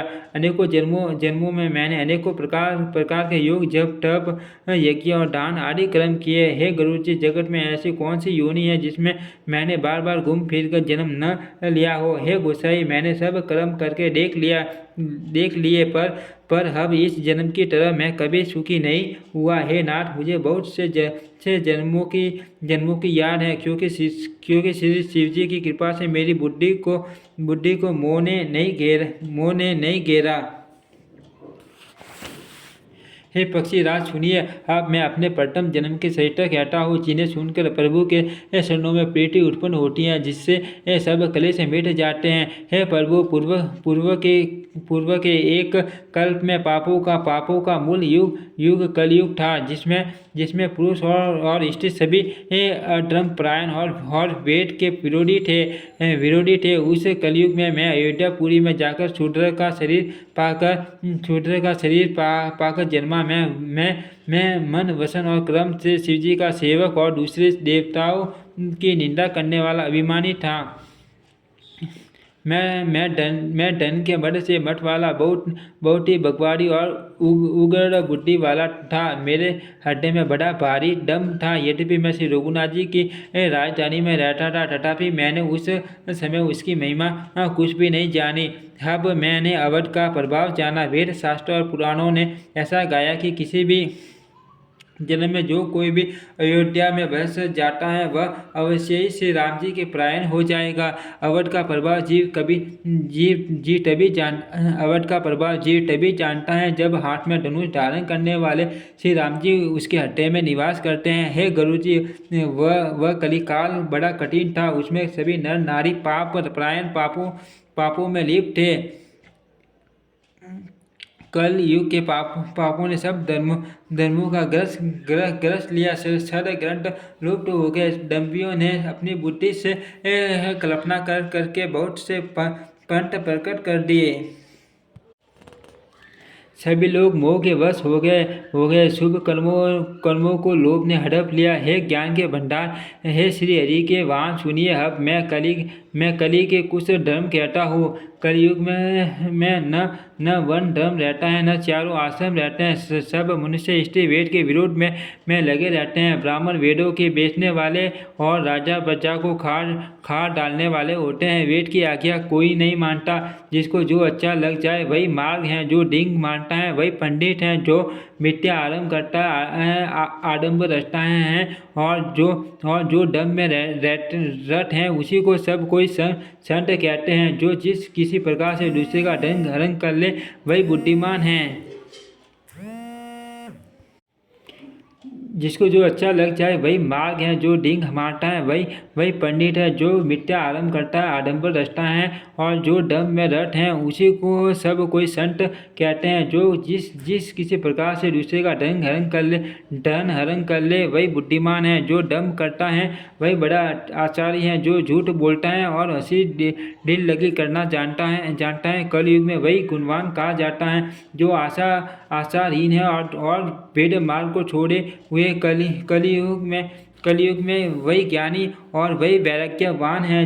जिसके बड़े बड़े नख और लंबी लंबी जटाएं हैं, वही कलयुग में प्रसिद्ध तपस्वी हैं। जो अमंगल वेश और अमंगल भूषण धारण करते हैं और बक्से खाने योग्य और न खाने योग्य सब कुछ खा लेते हैं, वे योगी हैं, वे सिद्ध हैं जो, और वे ही मनुष्य कलयुग में पूज्य हैं जिनके आचरण दूसरों का अपकार अहित करने वाले हैं, उन्हीं का बड़ा गौरव होता है, और वे ही सम्मान के योग्य होते हैं जो मन वचन और कर्म से लबाड़ झूठ बकने वाले हैं, वे ही कलयुग में वक्ता माने जाते हैं। हे गोसाई, सभी मनुष्य स्त्रियों के विशेष वश में हैं, और बाजीगर के बंदर की तरह उनके नचाए नाचते हैं। ब्राह्मणों को क्षुद्र ज्ञानोपदेश करते हैं और गले में जनेऊ डालकर कूट सीट डाल लेते हैं। सभी पुरुष काम और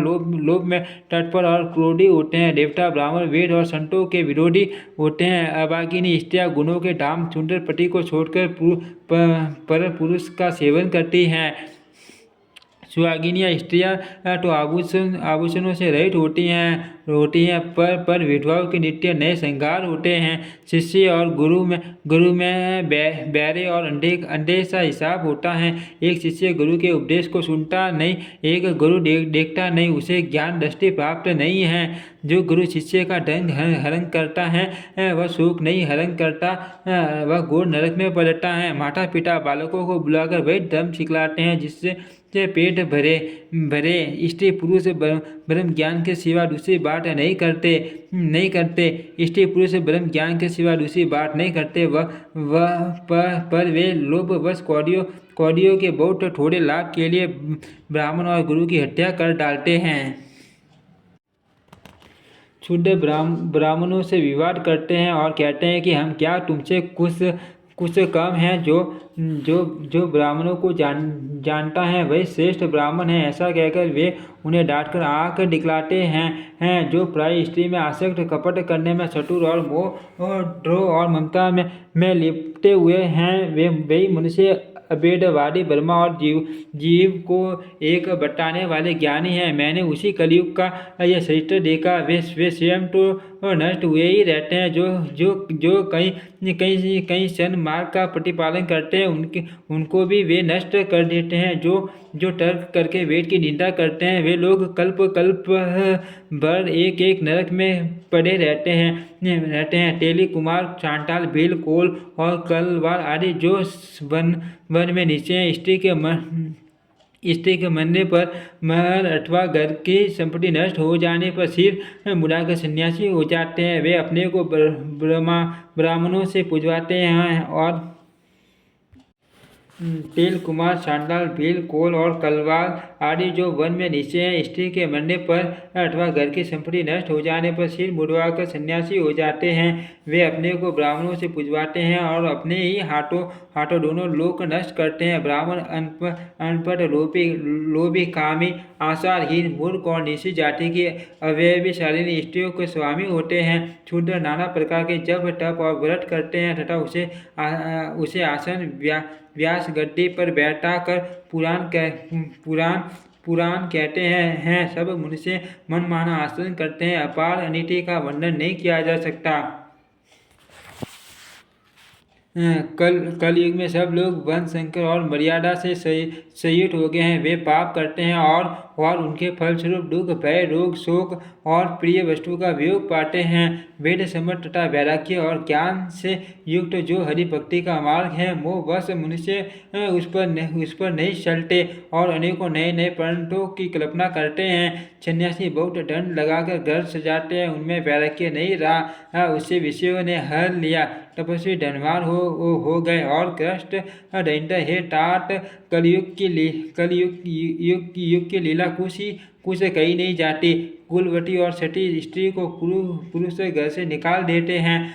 कुलवती और सती स्त्री को पुरुष घर से निकाल देते हैं और अच्छी चालाक को छोड़कर घर में दासी को ला रखते हैं। पुत्र अपने माता पिता को तभी तक मानते हैं जब तक स्त्री का मुंह नहीं दिखाई पड़ा। जब से ससुराल प्यारी लगने लगी तब से कुटुंबी शत्रु रूप हो गए। राजा लोग पाप परायण हो गए, उनमें धर्म नहीं रहा। वे प्रजा को नित्य बिना अपराध दंड देकर उसकी विडंबना दुर्दशा किया करते हैं। धनी लोग मलिन नीच जाति के होने पर भी कुलीन माने जाते हैं। दिविज का सिंह जनेऊ मात्र रह गया और नंगे बदन रहना तपस्वी का जो वेदों और पुराणों का नहीं मानते। कलयुग में वे ही हरि भक्त और सच्चे संत कहलाते हैं। धनी लोग मलिन नीच जाति के होने पर भी कुलीन माने जाते हैं। द्विज सिंह का जनेऊ मात्र रह गया और नंगे बदन रहना तपस्वी का जो वेदों और पुराणों ने नहीं मानते। कलयुग में वे ही हरिभक्त और सच्चे संत कहलाते हैं।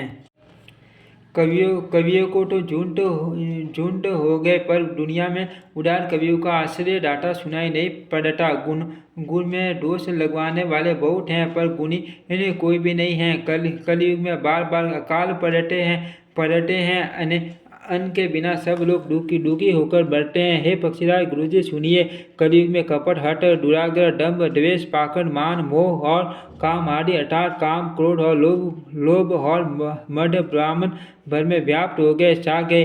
मनुष्य जब तब यज्ञ, व्रत और ज्ञान आदि धर्म तामसी भाव से करने लगे। देवता इंद्र पृथ्वी पर जल नहीं बरसाते और बोया हुआ अन्न उगता नहीं। स्त्रियों के बाल ही भूषण है, उनके शरीर पर कोई आभूषण नहीं रह गया और उनको भूख बहुत लगती है, अर्थात वे सदा अतृप्त ही रहती हैं। वे धनहीन और बहुत प्रकार की ममता होने के कारण बहुत दुखी रहती हैं। वे मूर्ख सुख चाहती हैं, पर धर्म में उनका प्रेम नहीं है। बुद्धि थोड़ी है और कठोर है, उनमें कोमलता नहीं है। मनुष्य रोगों से पंडित हैं, भोग सुख कहीं नहीं है। बिना ही कारण अभिमान और विरोध करते हैं। 10-5 वर्ष का थोड़ा सा जीवन है, परंतु घमंड ऐसा मानो कल्प पांठ पल्ले होने पर भी उनका नाश नहीं होगा। कली काल ने मनुष्य को बेहाल अस्त व्यस्त कर डाला। कोई बहन बेटी का भी विचार नहीं करता। लोगों में न संतोष है, न विवेक और न शीतलता है। जाति कुजाति सभी लोग भीख मांगने वाले हो गए।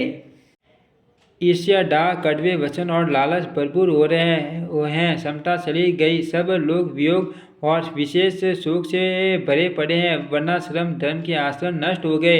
इंद्रियों का दमन, दान, दया और समझदारी किसी में नहीं रही। मूर्खता और दूसरों को ठगना यह बहुत अधिक बढ़ गया। स्त्री पुरुष सभी शरीर के ही पालन पोषण लगे रहते हैं। जो पराई निंदा करने वाले हैं, जगत में वे फैले हैं। हे सर्पों के शत्रु गुरुजी सुनिए, कली काल पाप और अवगुणों का घर है, किंतु कलयुग में एक गुण भी बड़ा है कि वे उसमें बिना ही परिश्रम बंधन से छुटकारा मिल जाता है। छठ युग त्रेता और द्वापर में जो गति पूजा यज्ञ और योग से प्राप्त होती है, वही गति कलयुग में लोग केवल भगवान के नाम से पा जाते हैं।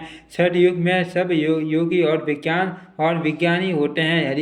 हरि का ध्यान करके सब प्राणी भव सागर से तर जाते हैं। छठ युग में सब योगी और विज्ञानी होते हैं। हरि का ध्यान करके सब प्राणी भव सागर से तर जाते हैं। त्रेता में मनुष्य अनेक प्रकार के यज्ञ करते हैं और सब कर्मों को प्रभु को समर्पण करके भव सागर से पार हो जाते हैं। द्वापर में श्री रघुनाथ जी के चरणों की पूजा करके मनुष्य संसार से तर जाते हैं।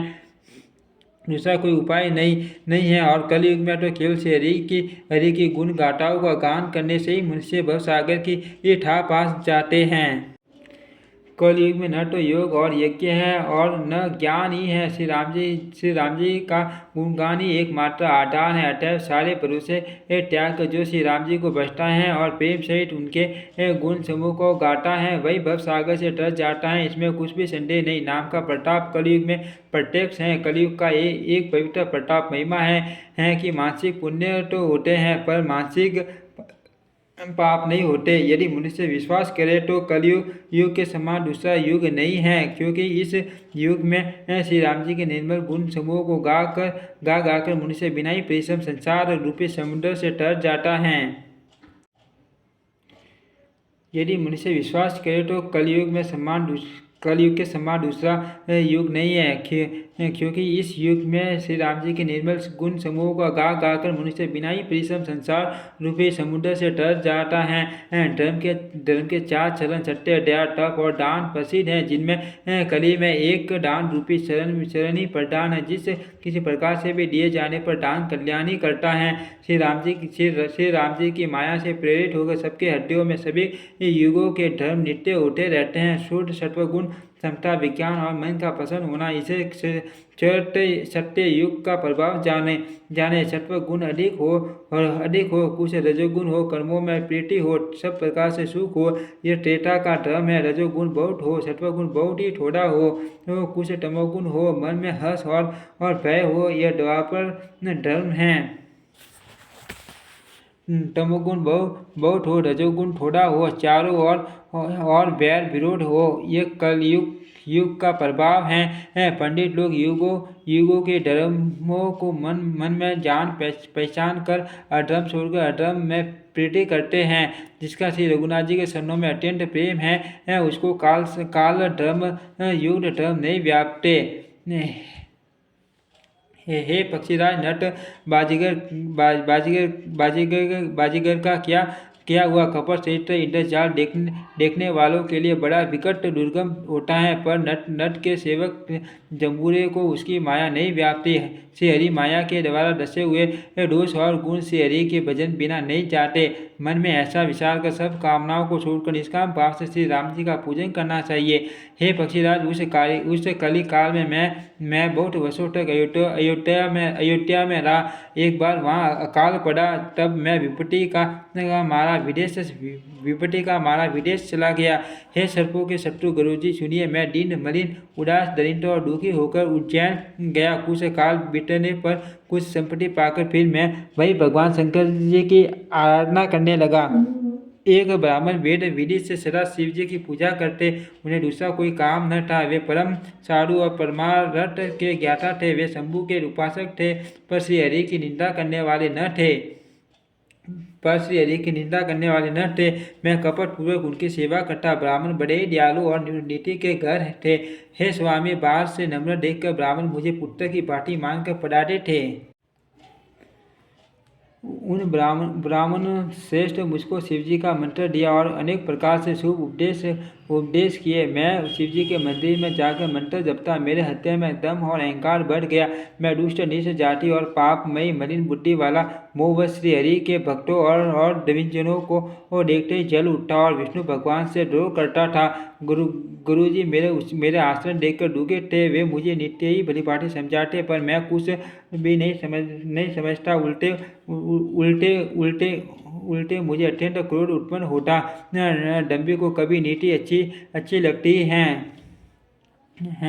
एक बार गुरुजी ने मुझे बुला लिया और बहुत प्रकार से परमार्थ नीति की शिक्षा दी कि हे पुत्र, शिवजी की सेवा का फल यही है कि श्री राम जी के चरणों में प्रगाढ़ भक्ति हो। हे तात, शिवजी और ब्रह्मा जी भी श्री राम जी को बचते हैं।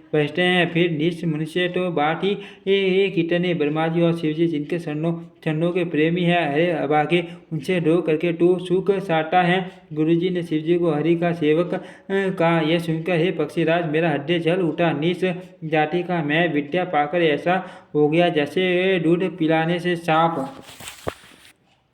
अभिमानी, कुटिल, दुर्भागी और कुजाति में दिन रात गुरुजी से द्रोह करता। गुरुजी अत्यंत दयालु थे। उनको थोड़ा सा भी क्रोध नहीं आता। मेरे द्रोह करने पर भी वे बार बार मुझे उत्तम ज्ञान की शिक्षा देते थे। नीच मनुष्य जिससे बड़ाई पाता है, वह सबसे पहले उसी को मारकर उसी का नाश करता है।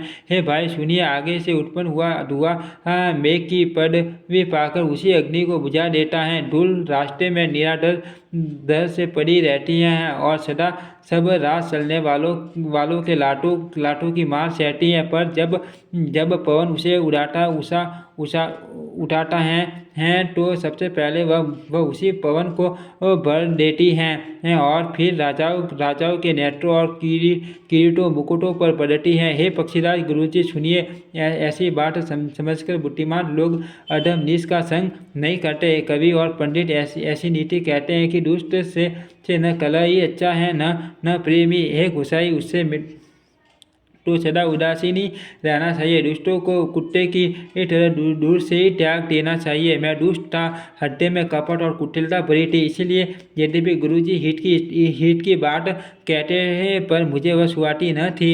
एक दिन मैं शिवजी के मंदिर में शिव नाम जप रहा था। उसी समय गुरुजी वहाँ आए, पर अभिमान के मारे मैंने उठकर उनको प्रणाम नहीं किया। गुरुजी दयालु थे। मेरा दोष देखकर भी उन्होंने कुछ नहीं कहा। उनके हृदय में लेश मात्र भी क्रोध नहीं हुआ। पर गुरु का अपमान बहुत बड़ा पाप है। अर्थ महादेव जी उसे नहीं सह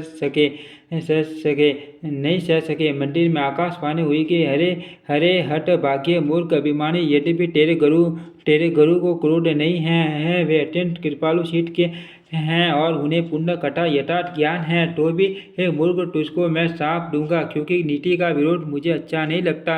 अरे दुष्ट, यदि मैं तुझे दंड दूं तो मेरा वेद मार्ग ही भ्रष्ट हो जाए।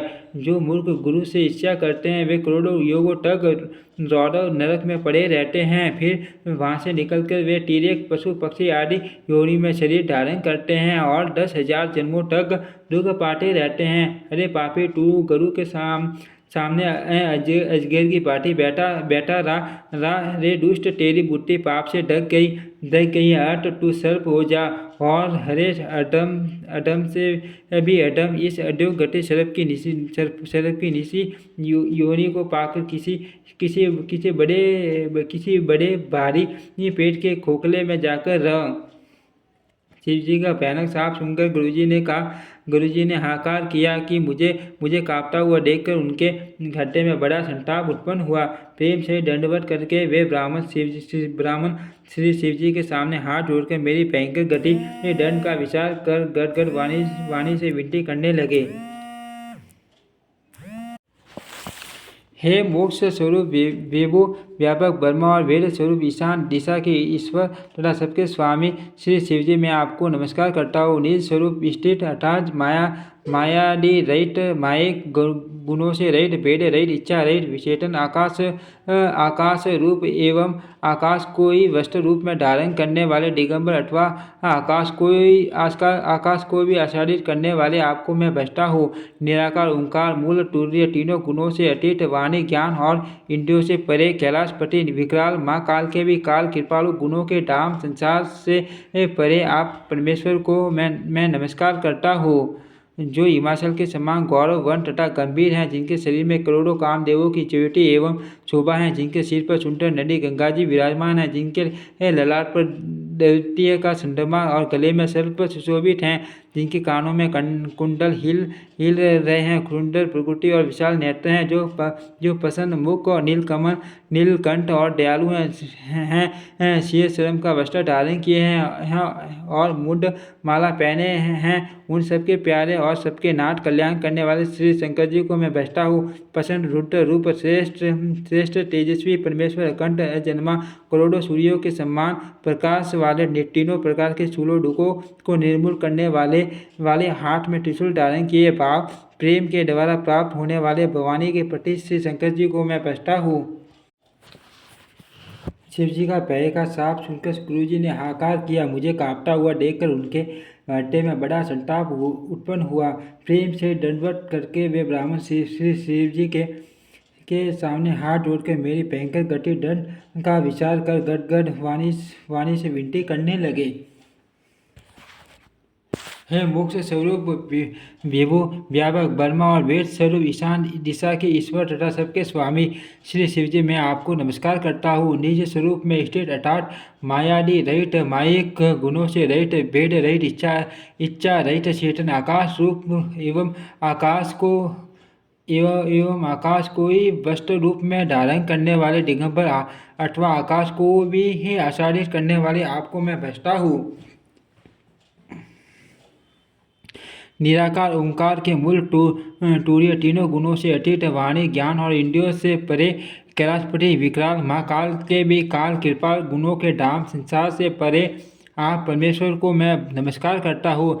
जो हिमाचल के समान गौरववन तथा गंभीर हैं, जिनके शरीर में करोड़ों कामदेवों की चोटी एवं शोभा है, जिनके सिर पर सुंदर नदी गंगा जी विराजमान है, जिनके ललाट पर दैवीट्य का चंद्रमा और गले में सर्प सुशोभित हैं, जिनके कानों में कुंडल हिल रहे हैं, सुंदर भ्रुकुटी और विशाल नेत्र हैं, जो प्रसन्न मुख, नीलकंठ और दयालु हैं, सिंह चर्म का वस्त्र धारण किए हैं और मुंड माला पहने हैं। उन सबके प्यारे और सबके नाट कल्याण करने वाले श्री शंकर जी को मैं बचता हूँ। प्रचंड रुद्र रूप, श्रेष्ठ तेजस्वी परमेश्वर, अखंड अजन्मा, करोड़ों सूर्यों के समान प्रकाश वाले, तीनों प्रकार के शूलों दुखों को निर्मूल करने वाले, हाथ में त्रिशूल धारण किए, भाव प्रेम के द्वारा प्राप्त होने वाले भवानी के पति श्री शंकर जी को मैं बचता हूँ। कलाओं से परे कल्याण स्वरूप, कल्प का अंत पल्ले करने वाले, सज्जनों को सदा आनंद देने वाले, त्रिपुर के शत्रु सच्चिदानंद घन, मोह को हरने वाले, मन को मत डालने वाले, कामदेव को शत्रु, हे प्रभु प्रसन्न हुजिए। कलाओं से परे कल्याण स्वरूप, कल्प का अंत पल्ले करने वाले, सज्जनों को सदा आनंद देने वाले, त्रिपुर के शत्रु सच्चिदानंद घन, मोह को हरने वाले, मन को मत डालने वाले, कामदेव के शत्रु, हे प्रभु प्रसन्न हुजिए। जब तक पार्वती के पति आपके शरण कमलों में मनुष्य नहीं बचते, तब तक उन्हें न तो ये लोक और परलोक में सुख शांति मिलती और न उनके तपों का नाश होता है। अर्थ है, समस्त जीवों के अंदर हृदय में निवास करने वाले प्रभु प्रसन्न हुजिए। मैं न तो योग जानता हूँ, न जप और न पूजा ही। हे शंभो, मैं तो सदा सर्वदा आपको ही नमस्कार करता हूँ। हे प्रभु, बुढ़ापा तथा जन्म मृत्यु के दुख समूह से जलते हुए मुख दुखी की दुख से रक्षा कीजिए। हे ईश्वर, हे शंभो, मैं आपको नमस्कार करता हूँ। भगवान की रुद्र की स्तुति का यह अष्टक उन शंकर जी की तुष्टि प्रसन्नता के लिए ब्राह्मण द्वारा कहा गया। जो मनुष्य इसे भक्ति पूर्वक पढ़ते हैं, उन पर भगवान शंभु प्रसन्न होते हैं। स्वर्गीय शिव जी ने विनती सुनी और ब्राह्मण का प्रेम देखा। तब मंदिर में आकाशवाणी हुई कि हे दिविज श्रेष्ठ, वर मांगो। ब्राह्मण ने कहा, हे प्रभु, यदि आप मुझ पर प्रसन्न हैं और हे नाथ, यदि इस दिन पर आपका स्नेह है, तो पहले अपने शरणों की भक्ति देकर फिर दूसरा वर दीजिए। हे प्रभु, यह ज्ञानी जी आपकी माया के वश होकर निरंतर भूला फिरता है। हे कृपा के समुद्र भगवान, उस पर क्रोध न कीजिए। हे दीनों पर दया करने वाले कल्याणकारी शंकर, आप इस पर कृपालु होइए, कृपा कीजिए, जिससे ये हे नाथ, थोड़े समय में इस पर शाप के बाद अनुग्रह सापेक्ष मुक्ति हो जाए। थोड़े समय में इस पर शाप के बाद अनुग्रह शाप से मुक्ति हो जाए। हे कृपा निदान, आप भय कीजिए, जिससे इसका परम कल्याण और दूसरे के हित से सनी हुई। ब्रह्मांड की वाणी सुनकर फिर आकाशवाणी हुई, ब्राह्मण की वाणी सुनकर फिर आकाशवाणी हुई एवं वस्तु ऐसा ही हो। यद्यपि इसने भयानक पाप किया है और मैंने भी इसे क्रोध करके शाप दिया है, तो भी तुम्हारी साधुता देखकर मैं इस पर विशेष कृपा करूंगा। हे दिविज, जो क्षमाशील एवं परोपकारी होते हैं, वे मुझे वैसे ही प्रिय हैं जैसे खरारी श्री रामचंद्र जी। हे दिविज, मेरा शाप व्यर्थ नहीं जाएगा, यह 1000 जन्म अवश्य पावेगा।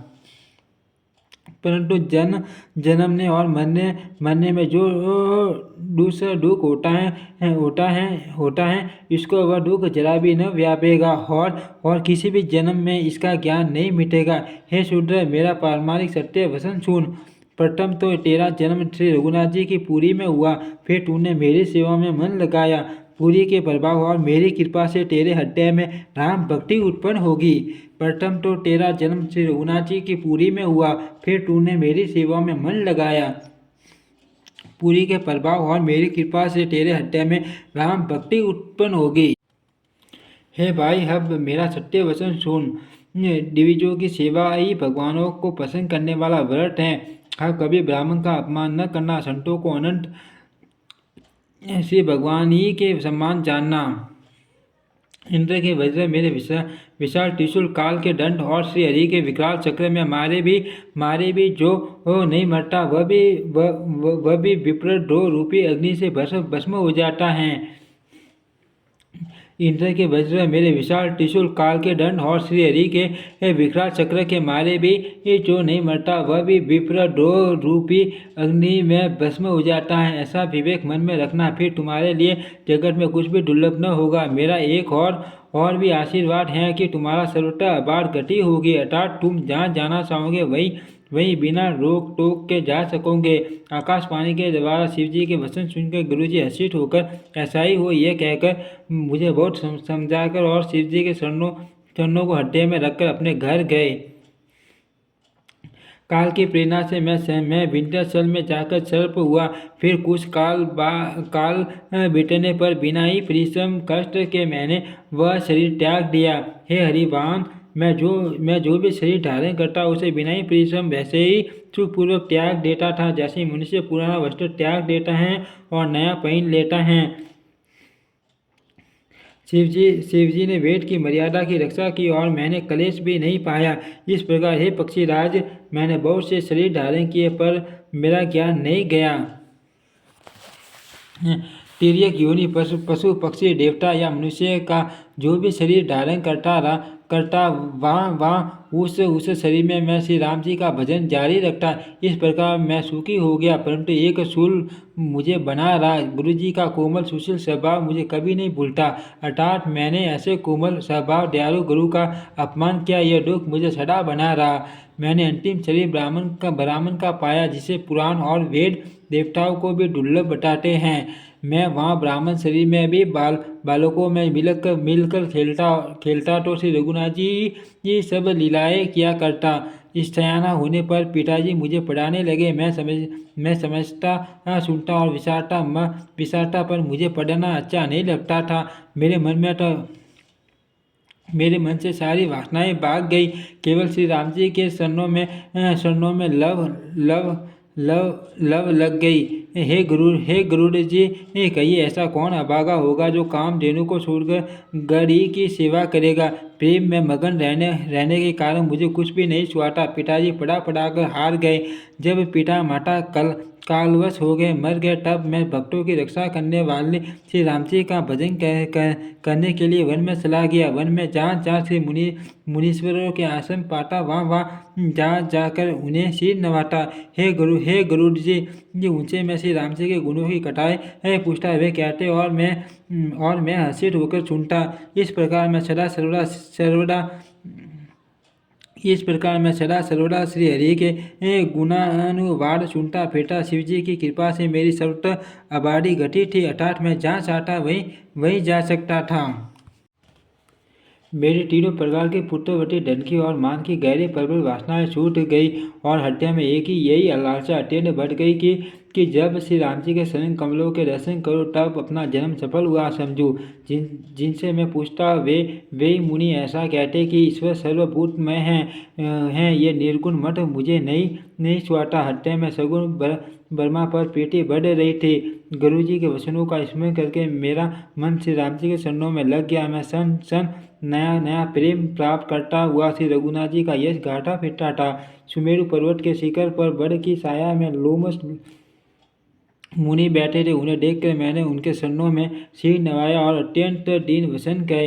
हे पक्षीराज, मेरे अत्यंत नम्र और कोमल वचन सुनकर कृपालु मुनि मुझसे आदर के साथ पूछने लगे, हे ब्राह्मण, आप किस कार्य से यहाँ आए हैं? तब मैंने कहा, हे कृपा निधि, आप सर्वज्ञ हैं और सुजान हैं। हे भगवान, मुझे सगुण ब्रह्मा की आराधना की प्रक्रिया कहिए। तब हे पक्षीराज, मुनीश्वर ने श्री रघुनाथ जी के गुणों की कुछ कथाएं आदर सहित कही। फिर वे ब्रह्म ज्ञान प्रायण विज्ञानवान मुनि मुझे परम अधिकारी जानकर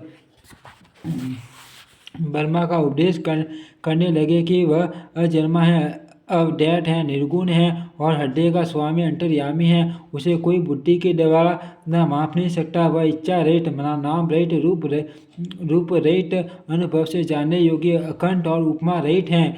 वह मन और इंद्रियों से परे, निर्मल, विनाश रहित, निर्विकार, सीमा रहित और सुख की राशि है। वेद ऐसा गाते हैं कि वही तू है तत्वमसि। जल और जल की लहरती भांति उसमें और तुझ में कोई भेद नहीं है। मुनि ने मुझे अनेकों प्रकार से समझाया, पर निर्गुण मठ में मेरे हड्डे में नहीं बैठा। मैंने फिर मुनि के चरणों में सिर नवाकर कहा, हे मुनीश्वर, मुझे सगुण ब्रह्मा की उपासना कहिए। मेरा मन राम भक्ति रूपी जल में मछली हो रहा है, उसी में रम रहा है। हे चतुर मुनीश्वर, ऐसी दशा में वह उससे अलग कैसे हो सकता है? आप दया करके मुझे वही उपदेश उपाय कहिए, जिससे मैं श्री रघुनाथ जी को अपनी आंखों से देख सकूं। पहले नेत्र भरकर श्री अयोध्या जी को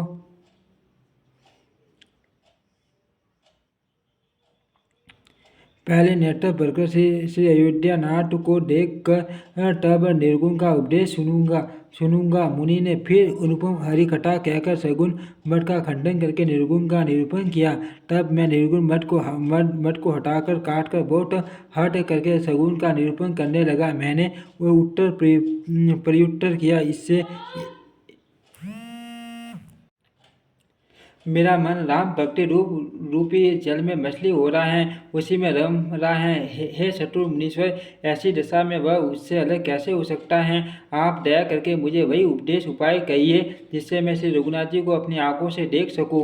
पहले नेत्र भरकर श्री अयोध्या नाथ को देखकर तब निर्गुण का उपदेश सुनूंगा। मुनि ने फिर अनुपम हरिकथा कहकर सगुण मठ का खंडन करके निर्गुण निरूपण किया। तब मैं निर्गुण मठ को हटाकर काटकर बहुत हट करके सगुण का निरूपण करने लगा। मैंने उत्तर प्रत्युत्तर किया, इससे मुनि के शरीर में क्रोध चिन्ह उत्पन्न हो गए। हे प्रभु सुनिए, बहुत अपमान करने पर ज्ञानी के भी हृदय में क्रोध उत्पन्न हो जाता है। यदि कोई चंदन की लकड़ी को बहुत अधिक रगड़े तो उससे भी अग्नि प्रकट हो जाएगी। मुनि बार बार क्रोध सहित ज्ञान का निरूपण करने लगे। तब मैं बैठा अपने मन में अनेकों प्रकार के अनुमान करने लगा। बिना द्वैत बुद्धि के क्रोध कैसा, और बिना अज्ञान के क्या द्वैत बुद्धि हो सकती है? माया के वश रहने वाला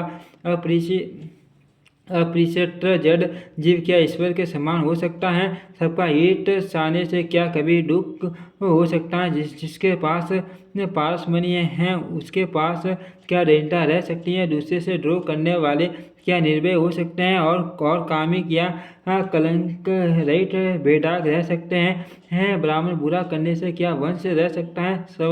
सबर रूप की पहचान आत्मज्ञान होने पर क्या आसक्ति पूर्वक कर्म हो सकते हैं? दुष्टों के संग से क्या किसी के सुबुद्धि उत्पन्न हुई है? प्रस्त्रीगामी क्या उत्तम गति पा सकता है? परमात्मा को जानने वाले कई जन्म मरण के चक्कर में पड़ सकते हैं। भगवान की निंदा करने वाले कभी सुखी हो सकते हैं। नीति बिना जाने क्या राज्य रह सकता है? श्री हरि के चरित्र वर्णन करने पर क्या पाप रह सकते हैं? बिना पुण्य के क्या पवित्र यश प्राप्त हो सकता है? बिना पाप के भी क्या कोई अपयश पा सकता है? जिसकी महिमा वेद संत और पुराण गाते हैं, उस हरि भक्ति के समान क्या कोई दूसरा लाभ भी है? हे भाई, जगत में क्या इसके समान दूसरी भी कोई हानि है कि मनुष्य शरीर पाकर भी श्री राम जी का भजन न किया जाए? शुगलखोरी के समान क्या कोई दूसरा पाप है? और हे गुरु जी, दया के समान क्या कोई दूसरा धर्म है? इस प्रकार मैं अनगिनत युक्तियाँ मन में विचारता था और आदर के साथ मुनि का उपदेश नहीं सुनता था। जब मैंने बार बार सगुन का पक्ष स्थापित किया, तब मुनि क्रोध युक्त वचन बोले, और अरे मूढ़, मैं तुझे सर्वोत्तम शिक्षा देता हूँ, तो भी तू उसे नहीं मानता और बहुत से उत्तर प्रत्युत्तर दलीलें लाकर रखता है। मेरे सत्य वचन पर विश्वास नहीं करता। कौवे की भांति सभी से डरता है। अरे मूर्ख, तेरे हृदय में अपने पक्ष का बड़ा भारी हठ है। तू शीघ्र सांडाल पक्षी कौवा हो जा। मैंने आनंद के साथ मुनि के सांप को सिर पर चढ़ा लिया। उससे मुझे न कुछ भय हुआ न दीनता ही आई। तब मैं तुरंत ही कौवा हो गया। फिर मुनि के चरणों में सिर नवाकर और रघुकुल शिरोमणि मणि श्री राम जी का स्मरण करके मैं हर्षित होकर उड़ चला। शिव जी कहते हैं, हे उमा, जो श्री राम जी के चरणों के प्रेमी हैं और काम अभिमान तथा क्रोध से रहित हैं, वे जगत को अपने प्रभु से भरा हुआ देखते हैं। फिर वे किसी से वैर करे। काकभूषण जी ने कहा, हे पक्षीराज, गुरु जी सुनिए, इसमें ऋषि का कुछ भी दोष नहीं था। रघुवंश विभूषण श्री राम जी सबके हृदय में प्रेरणा करने वाले हैं। कृपा सागर प्रभु ने मुनि की बुद्धि को भोली करके बुलवा देकर मेरे प्रेम की परीक्षा ली। मन, वचन और कर्म से जब प्रभु ने मुझे अपना दास जान लिया, तब भगवान ने मुनि की बुद्धि फिर पलट दी। ऋषि ने मेरा मान, पुरुषों का सा स्वभाव, धैर्य, अक्रोध, विनय आदि और श्री राम जी के चरणों में विशेष विश्वास देखा। तब मुनि ने बहुत दुख के साथ बार बार पछता कर मुझे आदर पूर्वक बुला लिया। उन्होंने अनेकों प्रकार से मेरा संतोष किया और तब हर्षित होकर मुझे राम मंत्र दिया। कृपा निधान मुनि ने मुझे बालक रूप श्री राम जी का ध्यान की विधि बतलाया। सुंदर और सुख देने वाला यह ध्यान मुझे बहुत ही अच्छा लगा। वह ध्यान मैं आपको पहले ही सुना चुका हूँ। मुनि ने कुछ समय तक मुझको यहाँ अपने पास रखा। तब उन्होंने रामचरितमानस वर्णन किया। आदर पूर्वक मुझे ये कथा सुनाकर फिर मुनि मुझे सुंदर वाणी बोले, हे तात, ये सुंदर और गुप्त रामचरितमानस मैंने शिवजी की कृपा से पाया था। तुम्हें श्री राम जी की निज भक्त जाना, इसी से मैंने तुमसे सब सहित विस्तार के साथ कहा। हे तात, जिनके हृदय में श्री राम जी की भक्ति नहीं, उनके सामने इसे कभी भी नहीं कहना चाहिए। मुनि ने मुझे बहुत प्रकार से समझाया। तब मैंने प्रेम के साथ मुनि के चरणों में सिर नवाया। मुनीश्वर ने अपने कर कमलों से मेरा सिर स्पर्श करके हर्षित होकर आशीर्वाद दिया कि अब मेरी कृपा से तेरे हृदय में सदा प्रगाढ़ राम भक्ति बसेगी। तुम सदा श्री राम जी को प्रिय हो और कल्याण रूप गुणों के दाम मान रहित, इच्छा अनुसार रूप धारण करने में समर्थ, इच्छा मृत्यु, जिसकी शरीर छोड़ने की इच्छा करने पर ही मृत्यु हो, बिना इच्छा की मृत्यु न हो, एवं ज्ञान और वैराग्य के भंडार हो। इतना ही नहीं, श्री भगवान के स्मरण करते हुए तुम जिस आश्रम में निवास करोगे, वहाँ एक योजन 4 कोष तक अविद्या माया मोह नहीं व्यापेगी। काल, क्रम, गुण, दोष और स्वभाव से ही उत्पन्न कुछ भी दुख तुमको कभी नहीं व्यापेगा। अनेकों प्रकार के सुंदर श्री राम जी के रहस्य, गुप्त मर्म के चरित्र और गुण जो इतिहास और पुराणों में गुप्त और प्रकट हैं, वर्णित और लक्षित हैं, तुम उन सबको भी बिना ही परिश्रम जान जाओगे। श्री राम के चरणों में तुम्हारा नित्य नया प्रेम हो। अपने मन में तुम जो कुछ इच्छा करोगे, श्री हरि की कृपा से उसकी पूर्ति कुछ भी दुर्लभ नहीं होगी। हे धीर बुद्धि गुरुजी, सुनिए, मुनि का आशीर्वाद सुनकर आकाश में गंभीर ब्रह्मवाणी हुई कि हे ज्ञानी मुनि, तुम्हारा वचन ऐसा ही सत्य हो। यह कर्म, मन और वचन से मेरा भक्त है। आकाशवाणी सुनकर मुझे बड़ा हर्ष हुआ। मैं प्रेम में मगन हो गया और मेरा सब संदेह जाता रहा। तदंतर मुनि की विनती करके आज्ञा पाकर और उनके शरण कमलों में बार बार सिर नवाकर मैं हर्ष सहित इस आश्रम में आया। प्रभु श्री राम जी की कृपा से मैंने दुर्लभ वर पा लिया। हे पक्षीराज, मुझे यहाँ निवास करते 27 कल्प बीत गए। मैं यहाँ सदा श्री रघुनाथ जी के गुणों का गान किया करता हूँ और चतुर पक्षी उसे आदर पूर्वक सुनते हैं। अयोध्यापुरी में जब श्री रघुवीर भक्तों के हित के लिए मनुष्य शरीर धारण करते हैं, तब मैं जाकर श्री राम जी की नगरी में रहता हूँ और प्रभु की शिशु लीला देखकर सुख प्राप्त करता हूँ। फिर हे पक्षीराज, श्री राम जी के शिशु रूप को हृदय में रखकर मैं अपने आश्रम में आ जाता हूँ। जिस कारण से मैंने कौवे की देह पाई, वह सारी कथा आपको सुना दी। हे तात, मैंने आपके सब प्रश्नों के उत्तर कहे। हाँ, राम भक्ति बड़ी भारी महिमा है। मुझे अपना यह काक शरीर इसलिए प्रिय है कि इसमें मुझे श्री राम जी के चरणों का प्रेम प्राप्त हुआ। इसी शरीर से मैंने अपने प्रभु के दर्शन पाए और मेरे सब संदेह जाते रहे, दूर हुए। मासा प्रायण 29वां विश्राम। ओम श्री रामचरितमानस नमः।